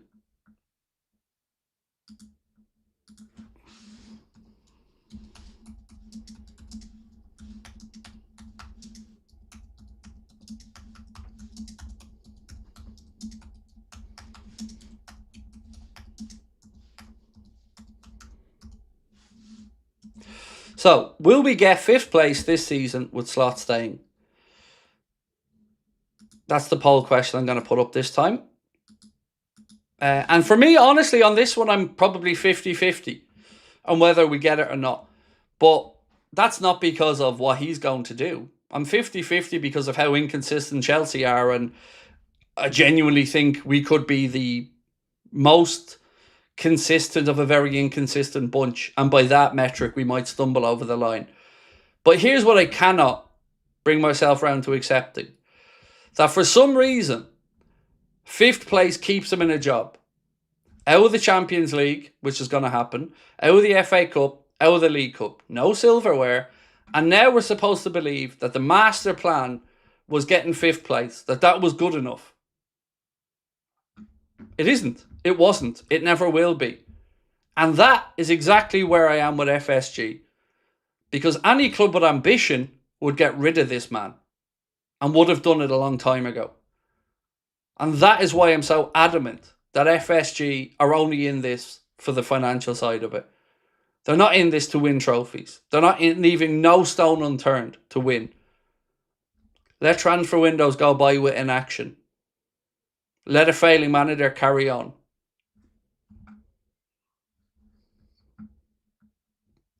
So we have PSG, Fulham, PSG, Everton. 3 games. Do you see many wins coming in them? Because Everton are breathing down our necks. I think they're 5 points behind us now. So they have ambitions for European football. Brentford, the same. Chelsea, they have a tougher game than us this weekend. So the chance is there to put points on the board. But remember, we've got United away at Old Trafford as well. We have some tough games coming up. And it doesn't look like it's going to get any better on the pitch. The thing that worries me is the players leaving. Is that because they've been told Slot will be here next year? So there's been plenty written from the Egyptian side to suggest that Mohamed Salah is leaving because of the situation with Arna. Again, I can't say that for certain. You can't say that for certain because we haven't heard it directly from Mo. But it's been written about enough by people that he's close to that shows it was at least a big factor in it. Now, Robertson, I really don't know. This could be about him wanting more minutes. It could be about wanting another chapter in his career for his family. And again, whatever it is, I don't begrudge Robbo. He's earned that right. So, I think there's definitely an element of some players maybe looking around going, really? Fifth gets us Champions League. Premier League is 5 spots. Yes, I know. That's why we've been saying fifth all the way through, mate. But let me pose the question a different way, George. Do you think if fifth didn't get us a Champions League spot and he finished fifth, that fifth would still be okay? The answer to that is obviously no. But somehow fifth is okay if it just about gets you a Champions League spot. But the same fifth, without the coefficient of the English clubs being so high, would get you sacked. Same league position. This is what I'm saying. It's pathetic that we're somehow being led to believe that this isn't any type of an achievement with this group to scrape fifth and be embarrassed in the Champions League. Because that's what that was last night. An embarrassment. An embarrassment that we went over there before a ball was kicked admitting we weren't good enough. Because we spoke about the League Cup and this manager showing no desire to win that game by putting out a team full of kids on a weak bench. Well, he went over there yesterday with no intentions to win that tie. None. How could you say so with a straight face and playing a low block and not committing bodies forward and praying for something from a set piece? That's what we've become now. That's the footballing philosophy. From the man who believes in the Pep Guardiola and Luis Enrique philosophies of football. Spoofer. Absolute spoofer. Hossam, how are you, my friend? Said, yesterday hit me hard. Was devastated. Even my kids asked if we lost someone. Really sad. No idea where to go from here. That's not our Liverpool, Craig. Need a Klopp level manager to fix this. Exactly right, my friend. Exactly right. That isn't us. You know, that just is not what we're about. You know, this was supposed to be the one where we said, oh, it's the Champions League. They should be able to lift themselves for this, obviously. And how many times have we played the hypothetical game and then reality comes and it doesn't match the hypothesis of what if? Now it's what if Anfield has another amazing Anfield night and we beat PSG on Tuesday. And when Tuesday comes and we're knocked out, then it will be, well, if we get fifth, that's still an achievement based off where we've... It's just, again, accepting mediocrity from a club and people in the positions at the club that bang on about the Liverpool way. The Liverpool way is to win. That's the Liverpool way. And yes, to do it with a bit of class, a lot of dignity and a bit of grace. But the Liverpool way is about winning, not about briefing journalists to push narratives to suppress a genuine movement, a genuine feeling, because you don't want to admit you're wrong, because he's your guy. Again, if they believed in him, they'd have given him a new deal. So they're trying to convince the whole world of something that they can't convince themselves of.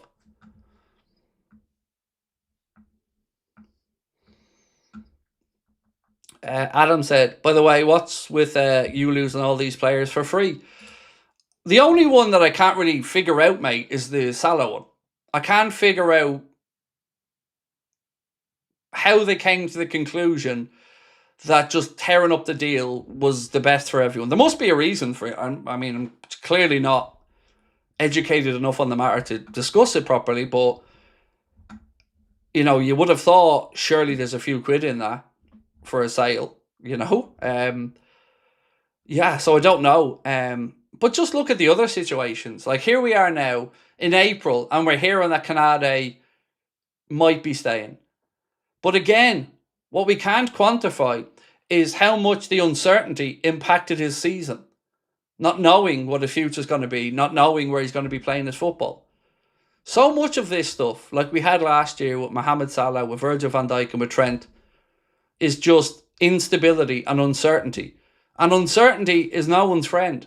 How many players do they have to hear come out and say that it was playing on their minds, that their futures were up in the air, before they actually start to realise that this isn't the way to go forward with it? The Canade situation should never have been allowed to get to this point. Absolutely never. Same with all the other ones. Robertson, it always kind of felt most likely like, yeah, he might move on at the end of this season. And that's cool. Like we've said, understand the decision-making from Andy Robertson, respect his decision. But when you're talking about players like Trent, Like, what type of a group of fucking clowns allow that situation to develop? The brave, bold, smart decision makers allow this situation with Trent to develop. The situation with Trent should have been in their minds the second he would only agree to a 4-year contract. Because that's not committing to the club, is it? The whole thing just stinks. And again, it's the arrogance of it all to think that we're all just going to sit back, pay our money and take it. So let's talk about Morgan Rogers for a second. This piece here from Jason Burt of The Telegraph said Liverpool are hovering over a move for Morgan Rogers, but are understood to be prioritising other areas. Alex Hesse, who's very well connected regarding German football and Leverkusen in particular, said one thing is clear. Liverpool are holding off making any firm offers for wingers for now, partly because a new manager is expected this summer. The leading candidate to replace Arne Slot is Xabi Alonso. And then they say as well, Liverpool are also looking at Jan Diamonde of Leipzig. The attacking player has scored 10 goals and provided 7 assists, and Leipzig are hoping for a fee up to €100 million. So again, despite the club briefing everybody and their sister that they want Arne to stay, they're not really showing that, are they? Because if they're not going out there looking for wingers to come in because maybe Xabi will come in and play a different system, you can't fool us. You know, we're not stupid people, the fan base. Stop trying to pull the wool over our eyes. If you believed in Arne Slot, you don't need to brief anyone. Just put a contract in front of them to sign. That's it. That ends all the debate. But they haven't done that. And why haven't they done that? Because they don't believe in him. They know. This is all a tried and tested method. Lie, lie, lie, lie, lie. And then, he's gone. Brendan Rodgers, the club were fully behind him until 10 days later he was gone. So, yeah, you just have to sometimes read between the lines and actually look at the evidence and not just the words. Do you think he goes if we lose to PSG or stays? I don't think it'll make any difference, Alan. I don't think that's gonna. I mean, I've had so many points where I thought if this happens, maybe. But at this point, mate, it just seems like I said, you could go there and drop his shit in the middle of Anfield and, you know, the usual suspects would be there applauding it. Because, no. He should be sacked now. He shouldn't get the second leg. Shouldn't have got the first leg. And again, announcing the departures of these players is partly, of course, respectfully addressing the situation. But it's also to try to save the atmosphere for the remainder of the season. Now you watch. They'll find one or two pro-Arne Slot banners somewhere and they'll zero in on it. But if Liverpool really cared, they'd address this head on with the fans. They won't. And what we're getting for the end of the season now is the banner's not going to be on the Kop because they're protesting about the ticket price increases. So the local fans are annoyed at the club. The non-local international fans are annoyed at the club. Everybody is annoyed at the manager. And the club just want to stick their fingers in their ears and carry on. Unless, of course, we don't get Champions League football and the riches and the money that come with that go away. Then all of a sudden Arne isn't good enough. It just insults our intelligence. I'd love to see you all force out the owners, then hopefully United fans get the balls to force out the Glazers. I'd definitely say there isn't the appetite there to force the owners out. Nor do I think they necessarily need to be forced out. But they do need to be a bit more understanding of the gaslighting that's going on of the fan base that they're looking to extract every cent from. You know, to see the media briefed constantly to just gaslight fans is ridiculous. So yeah, I mean, I don't expect them to be driven out, to be honest with you. But again, the simplest way I can put it is, does anybody think that FSG really want unbridled success on the pitch? I don't think they care. as long as the value of the club and the revenue is trending in the right direction. Luke, thank you, my man. Appreciate you. Right, another story that I haven't got around to talking about yet involves a potential swap deal. This piece from Team Talk said, Real Madrid and Liverpool are working on deals for Eduardo Camavinga and Alexis McAllister to swap clubs in the summer. Liverpool have long admired Camavinga, and the Frenchman's cap are actively assessing his options ahead of the window for a potential post-World Cup move away from Spain. So, when I initially thought about this, I looked at it and thought, Madrid just want to get rid of Camavinga and they're trying to find a midfielder and we're belinking us. But then I thought about it a bit more. And I wonder, would Alonso be more receptive to this? Because Alonso, of course, would know Camavinga from his time at Madrid. We do need somebody in that position. And if Alonso is going to come in and we are going to play in a different formation, maybe this makes sense. But again, I'm maybe clutching at straws here. I've said to you guys for 18 months that I think McAllister will probably be the midfielder that moves on. Despite, again, a lot of people not wanting to hear it, I can only tell you what I know to be possible. And it does feel like Alexis may want a new chapter. And that's okay. I don't expect every player that comes to Liverpool to stay here for life. All I expect is honesty. And if they want to move on, no problem. Say it to the club, address it, get your move, no problem. Thank you very much. I've nothing against Alexis McAllister. Love him. Bought myself a signed Alexis Argentina shirt. Will proudly have it in the studio. And no bad feeling whatsoever for me against Alexis at all. But I do think it's possible that he or Curtis depart this summer. And again, I'm not saying it in a toxic, negative way because I understand that people have careers that they want to sample new things, play in different leagues. I've no problem with it. All I've ever said is, unlike Trent, just be honest about it. And then fans will be a lot more understanding. Star Player said, if Slot shit on fans' shoes, Pearson Doyle would say all the toilets were broken. Imagine trying to tell Liverpool fans how to be Liverpool fans while not being a Liverpool fan. That really winds me up. Covering Liverpool Football Club and your profile pictures you in an Arsenal jacket. So, this was a headline from a piece that Ian Doyle wrote after that match last night. Arne Slot treads a fine line as unexpected Liverpool gamble just about pays off.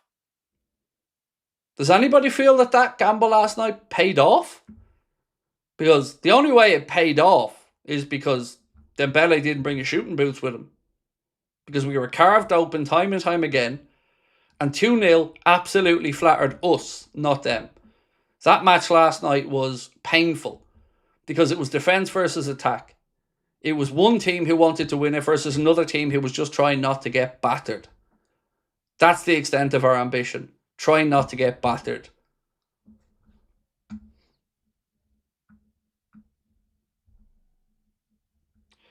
The way Maka was last night, I think would be a good fit at Madrid.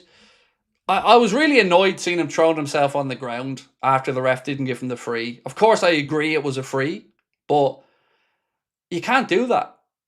You got to get back up, get into position and get on with it.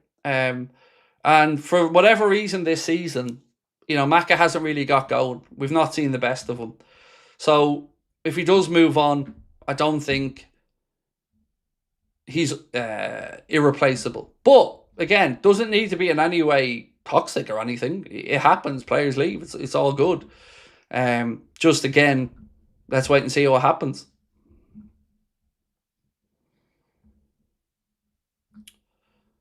So yeah, anybody think that what Doyle wrote there has any sense to it? Did you think that the gamble paid off last night? I mean, I was watching Back Pages tonight on Sky, and Miguel Delaney and I think it was Sam Dean were on there. And they basically both said the same thing, that the scoreline flattered Liverpool, that PSG were miles better. And again, they kind of both made similar acknowledgements to last season's game being a real good one, with two teams going at each other to play the game in the right way, to try to win. Last night, that shows you that one team has spent £450 million and gone backwards. Another team lost probably their best player from that game, or the set of games, in Donnarumma, and they've again continued to progress.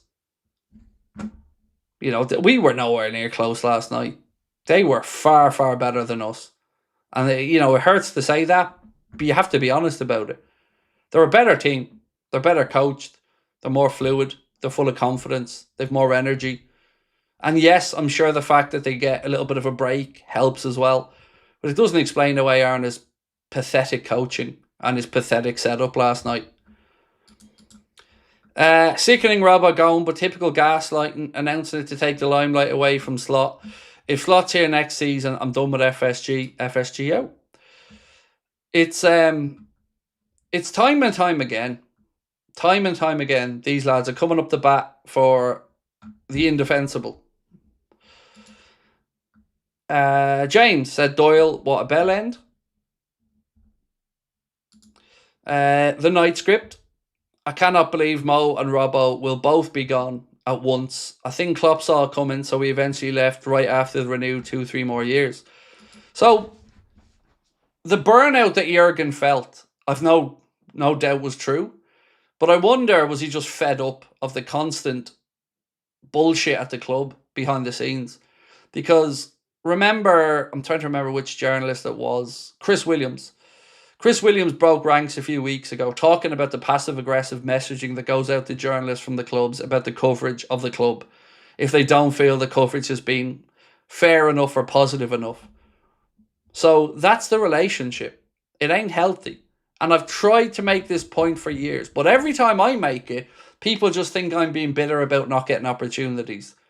That's a small fraction of what I mean when I say the relationship football clubs, particularly ours, because I'm a Liverpool fan, has with the media isn't a healthy one. Suppressing genuine consenting voices and trying to blacklist us is pathetic. You won't address it. You won't hear it. You only want lapdogs. Nobody in any of our press conferences pushes back. Nobody asks in any way any difficult questions. And if journalists are being told what they can and can't ask, they should refuse to cover the club. Because this isn't acceptable. Football is a sport that's loved by billions of people. Liverpool Football Club is as much a community feature as it is a business. Nothing except stuff that's legally questionable should be off the table in any interview or press conference. The suppressing of honesty and honest feeling is cowardly. And I've said this for so many years. Whether you like or dislike politicians, they're asked tough questions. And they understand that they have to be asked those tough questions. But for some reason in sport, or at least in the UK in football, we accept that football fans are hoodwinked. That journalists don't actually have the ability to ask tough questions, because that symbiotic relationship only exists if they play the game. It's not healthy. It needs to change, because all they're doing is driving fans towards fan content more and more. So they can keep trying to say Anfield Edition, Anfield Sector, Anfield Agenda, Anfield Index. Anyway, they can keep trying to undermine all of us as much as they want. But the numbers don't lie. Fans are sick of being gaslit, and fans are sick of being told how they feel is unimportant. And they turn to fan content, not because we're the most intelligent people in the world, but because they know with us, they'll at least get honesty. They'll at least get sincerity of feeling. And they'll feel what we feel. Anger, frustration, happiness. But they know they're not going to come on here and be gaslit with lies. If I had a week break, Slot would go home. That in itself, Colin, is a piss take. You know, it's a piss take. Jetting off on international breaks on holidays.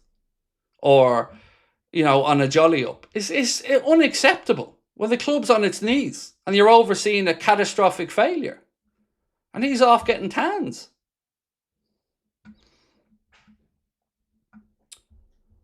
Woody said we're customers, not fans now. Journalism's becoming a yes man's game.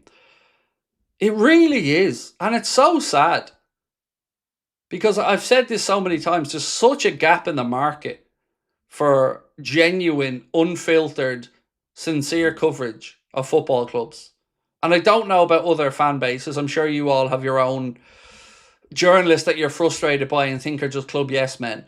But there's a huge gap in the market for somebody to write about Liverpool Football Club, honestly. You don't have to be negative. You just have to be honest. And I've tried. I've tried to bring journalists on. I've tried to push back. But it's much easier to ridicule me and others than to address the issue. And it's sad. Do you think that if we keep Slot next season, then Alonso will end up at City with Gay and other players? So I think Maresca will end up at City when Guardiola leaves. But I do fear that, like you've said, Alonso won't be there. Because he's not going to hang around. He wants another job next year. And I asked this question on the podcast, and I think it's one that I'd like to address to you guys as well. Do you think that we're being a bit arrogant? Just expecting that Alonso's going to sit there and wait? I mean, it's not a leading question. It's an honest thought process that I had. Are we to truly believe that there is no communication there, really, and that they're, just ploughing on and thinking maybe he's going to be there come what may? I don't know the answer to it. It's honestly a true question. I don't mean to lead you in a direction or the other. It's just something that I was thinking about earlier on.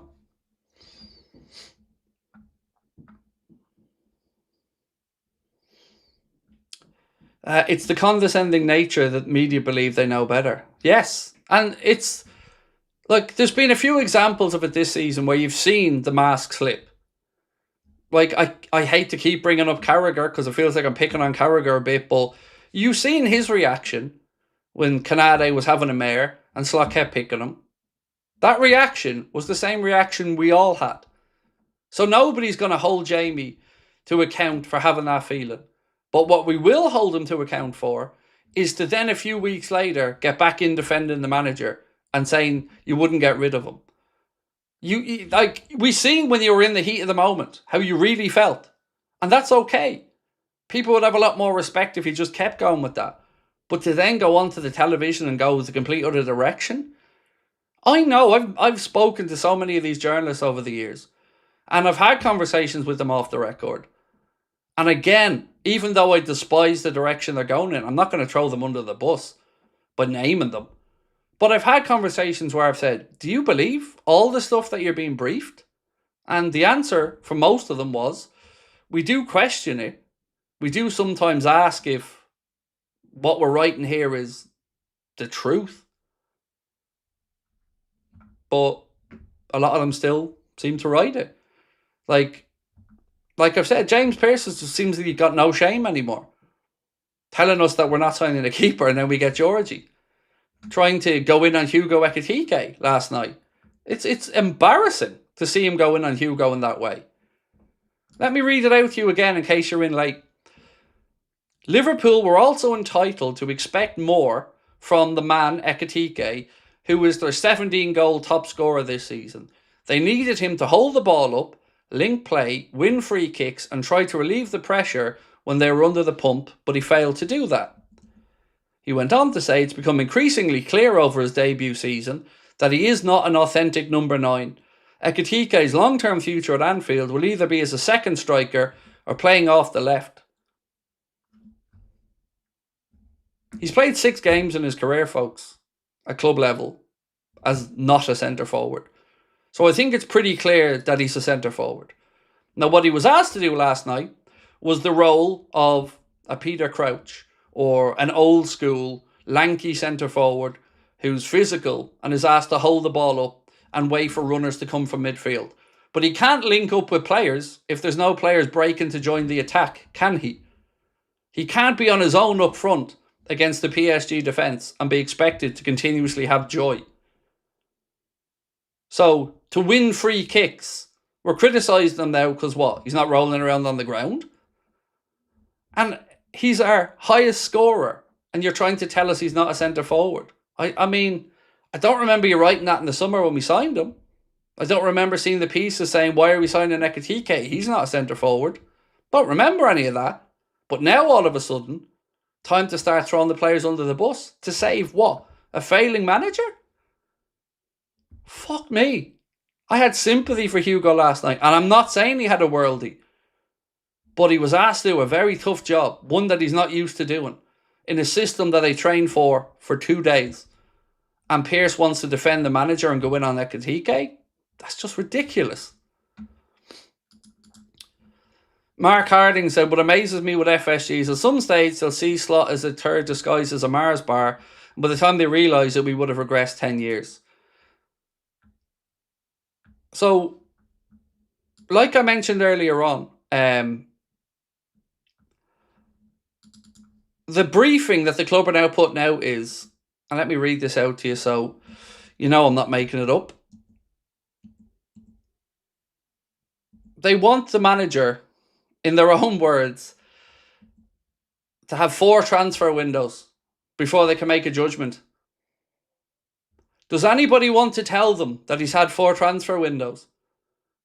Because I know what they're trying to get at, but the fact that the club and Arna willingly chose to do fuck all in the market in his first year doesn't mean we forgot about it. That's another 2 transfer windows where you fuckers didn't do anything and didn't strengthen the squad because you and you alone wanted to give him the season to look at the team.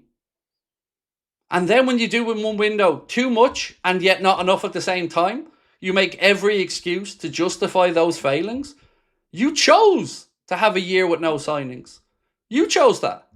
And yes, I'm aware of Georgie was brought in and Chiesa was brought in, but the manager clearly doesn't want Chiesa, and Georgie was put back out on loan anyway. So, again, what were we waiting for here? You made these decisions, and now you're trying to say the manager deserves 4 windows? He's had 4 windows. You've just chose to do business in 2 of them. 1 of them, actually. So, if you're going to spout shit in the media, at least try to be correct about it. Because the fact that they chose not to act in the window, that's not our fault. The fact that they chose not to refresh the squad quicker, that's on them, not us. So why should we continue to suffer at your unwillingness to do your fucking job?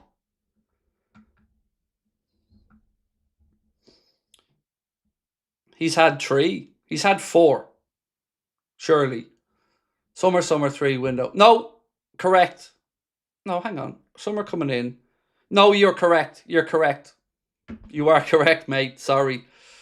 You are correct. He has had 3 because he came in the summer, January. No, hang on. No, he's had 4. Summer, January. 4. Yeah, 4. Summer, January. He's had 4. Sorry. I confused myself there. Yeah, he's had 4, and they chose not to act in the first 2.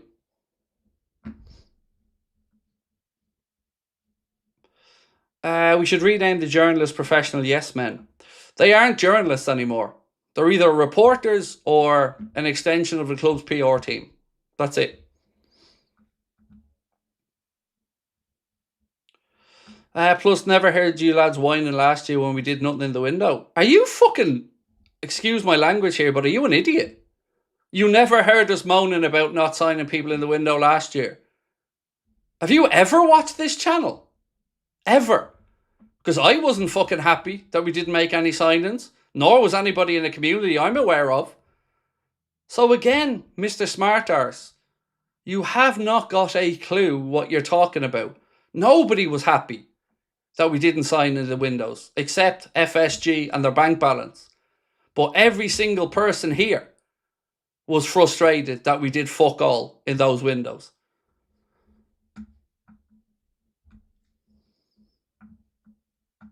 And again, why is it that you clowns never have anything to contribute except insults? Rather than, why don't you say something to back up what you've said? You don't, you just insult and then go away. Because you've got nothing to add. You're an idiot on the internet with no fucking morals, nothing. You don't add to anything. Insult and off you go. If you have something to say to back up what you've said, say it. But belittling a whole group of people that you don't know. I don't remember any of you lads moaning when... Yes, we did. All of us. Nobody was happy about it. Same as you, pal. You're not, though. Because I have intelligence, charm, charisma, an audience, a platform, football knowledge, and a lot of things that you will only dream of in life, mate. Because you have the wrong attitude. And it's not because I'm a particularly smart or intelligent man. It's because I'm an honest man. And people know when I say something, I explain my reasoning. And I insult people who insult us. But you're not the same as me. You'll never be the same as me. You're not fit to lace my fucking shoes.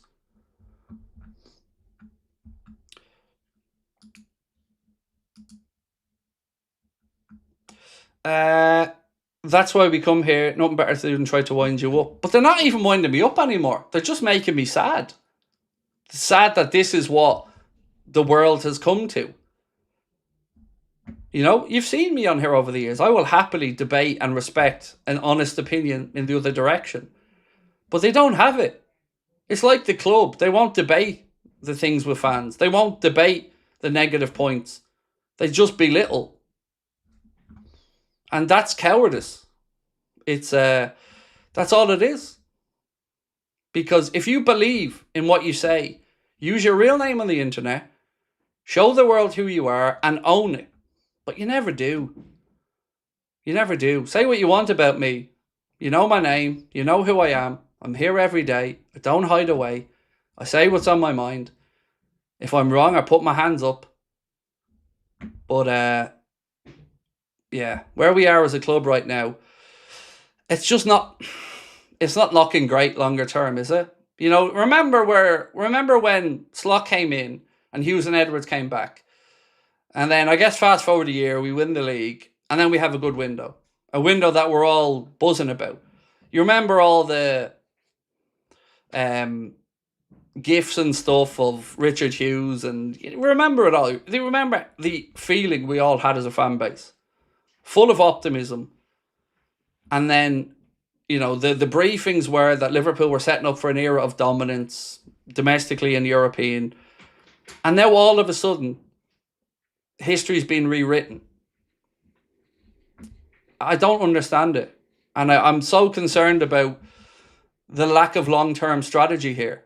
Because if Sam Wallace's piece is correct, and that when Hughes and Edwards came in, they were only ever going to fulfill the 3 years of their deal, what's the point of that?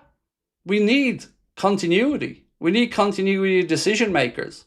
We need people that are going to be here for 3, 5, 7 years, especially in executive roles. We can't keep churning through sporting directors the way we have. None of that is a recipe for stability.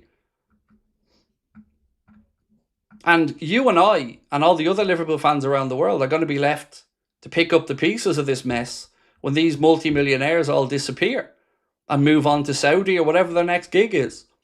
You and I are still going to be here as Liverpool fans, feeling, living, breathing every minute of it.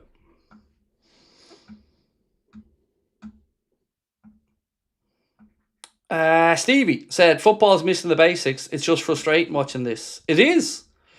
And it's frustrating seeing players constantly thrown under the bus when it's very clear that the main problem is the coach. And I'm not saying the players are without fault this year, because there's been a lot of accepting of the circumstances and throwing their arms around. But that comes from a clear lack of leadership at the top.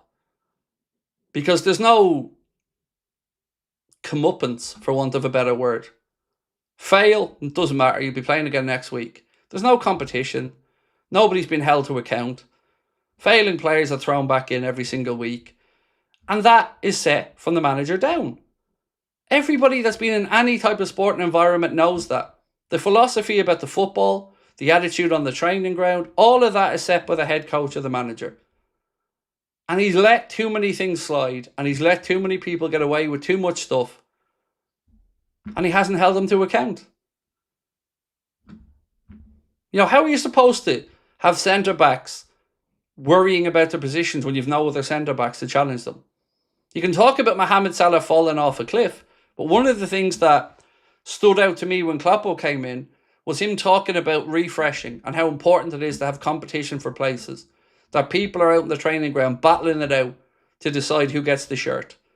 No competition on the right, no competition on the left, no competition at centre-back, no competition defensive midfield. None. So how are you supposed to go into the season when players know that no matter what they do, they're going to be playing again next week? It just stinks. And it's from the top down.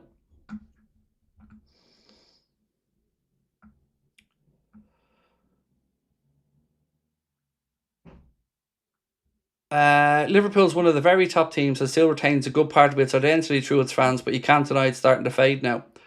What hurts me the most about it, mate, is fans are always left to argue with each other.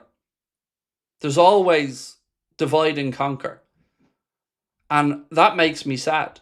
Because I don't care if you're a local, if you're from America, Jamaica, Australia, Ireland. It doesn't matter to me. You're a Liverpool fan. Your opinion matters as much as anybody else's. And yes, everybody wants a local heartbeat of the club. But it annoys me when these club policies turn and pit fans against each other.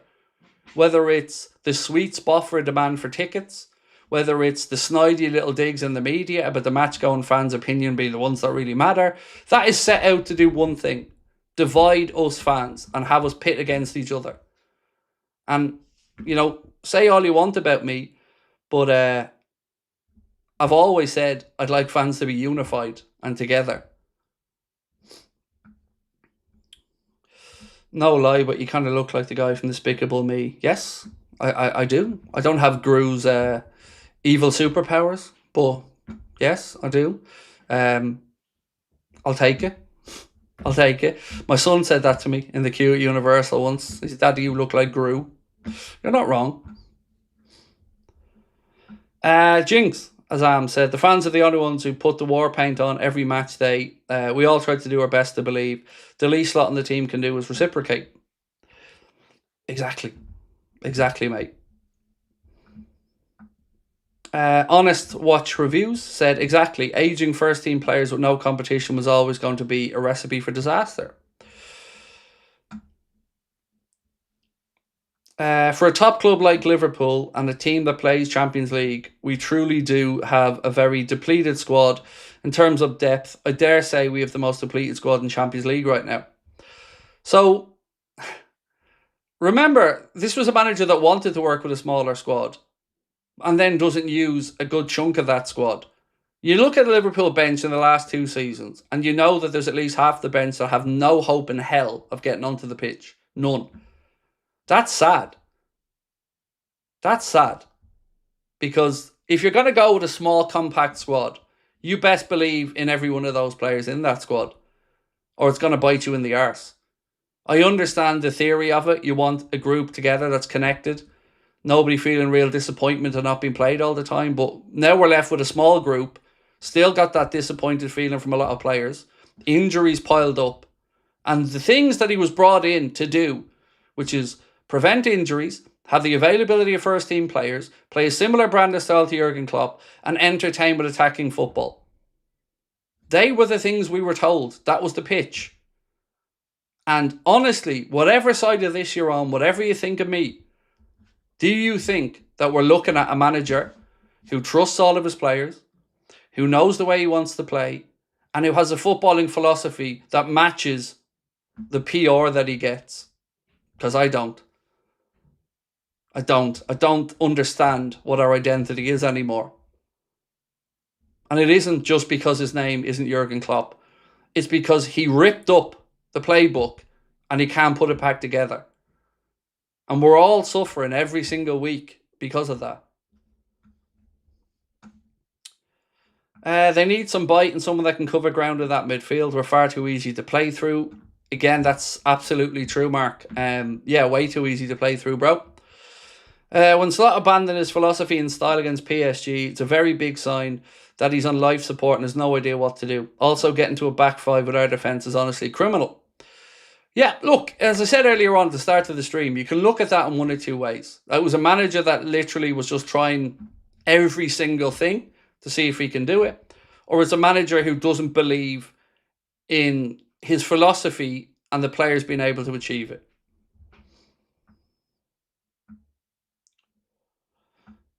Gavin, how are you, mate? Hi, mate. I love your honesty and loyalty. Definitely think the management is too keen to have a mouthpiece coach, not a proper man manager to sort these players out that are young men who need guidance. So, yeah, I don't like...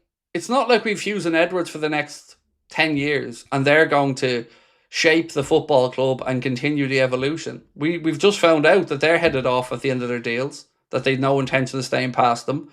So, Klopp's gone. There's a coach that can't lead, I don't know, a parade. And we've got lads that don't really see their long-term futures here anyway. And they're the ones that are leaving us in this mess as fans to deal with and gaslighting us at every opportunity.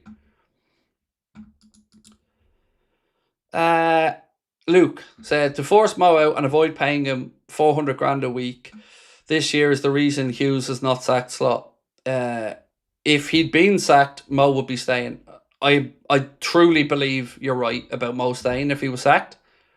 I've no way to ever prove that, Luke, but I agree with you 100%. Salah sees out the last year of his deal if Slot is sacked. That's what I think anyway. And it feels like Edwards is only too happy that this hasn't worked out this year for Salah because, and I've said this multiple times, I don't think he wanted to give him that new deal. But I felt like he just felt there was no way not to give it to him with the sheer volume of support and numbers he put up to earn that deal. FSG have constantly gaslit fans. What it proves is that the fans or their opinions are not important. If they are in it for the game, the fans come first. Any dissension from the fans is slated by them. Yes, and labelled as toxic. Suppressed. Like I've said, it's unnecessary. If you're a guru, can you have the minions grab Slot? I'll try. I'll ask. I'll see if they're up for it. Would you prefer to come in as manager, Stevie G or Xabi? Oh, Alonso, 100%. I want both. I want Stevie as his assistant, but Steven Gerrard to me would only be a short-term thing if you were to get rid of Slot between now and the end of the season. But I don't think, with all due respect to somebody who I love, I don't think he's the right man to be Liverpool coach in the longer term. I think even he would probably say that deep down. But can you imagine him and Xabi on the sideline next season? Xabi there, observing things, Stevie G on the sidelines, getting into the boys, G'ing them up. I mean, it's just dripping aura, that, isn't it? It's almost like with Mark Gay and Semenyo, we'll waste time until Alonso and the rest are not available and then use it as a reason to keep Slot. Do you remember they briefed that the only reason that Liverpool weren't going to sign Lenny Yoro was because they believed he was going to Real Madrid? And if that changed in any way, that Liverpool would be front of the queue. Do you remember that? I remember it. Then Real Madrid backed away. And what did we do? We somehow all of a sudden then decided it was too expensive and there was no value in it. And we let him go to United. Time and time again, these lads have been found out to be spoofers with what they put out into the world versus their actions.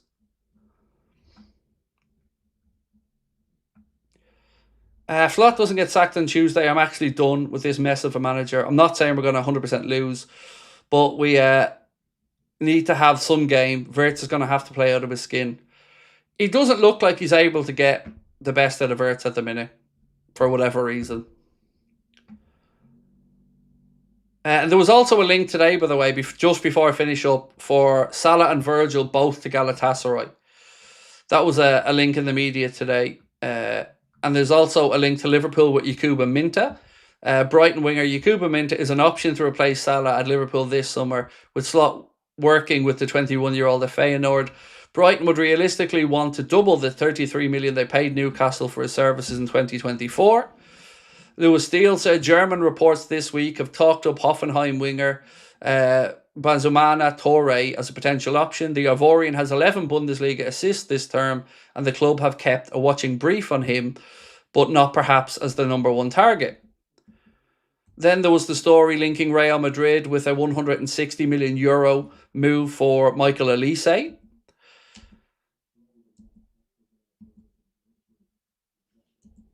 Where's this one on? Yeah, there we go. So this from Aspor over in Turkey. They said Galatasaray are hoping to sign Mohamed Salah on a free transfer this summer and dream of reuniting him with current Liverpool teammate Virgil van Dijk in a double massive signing.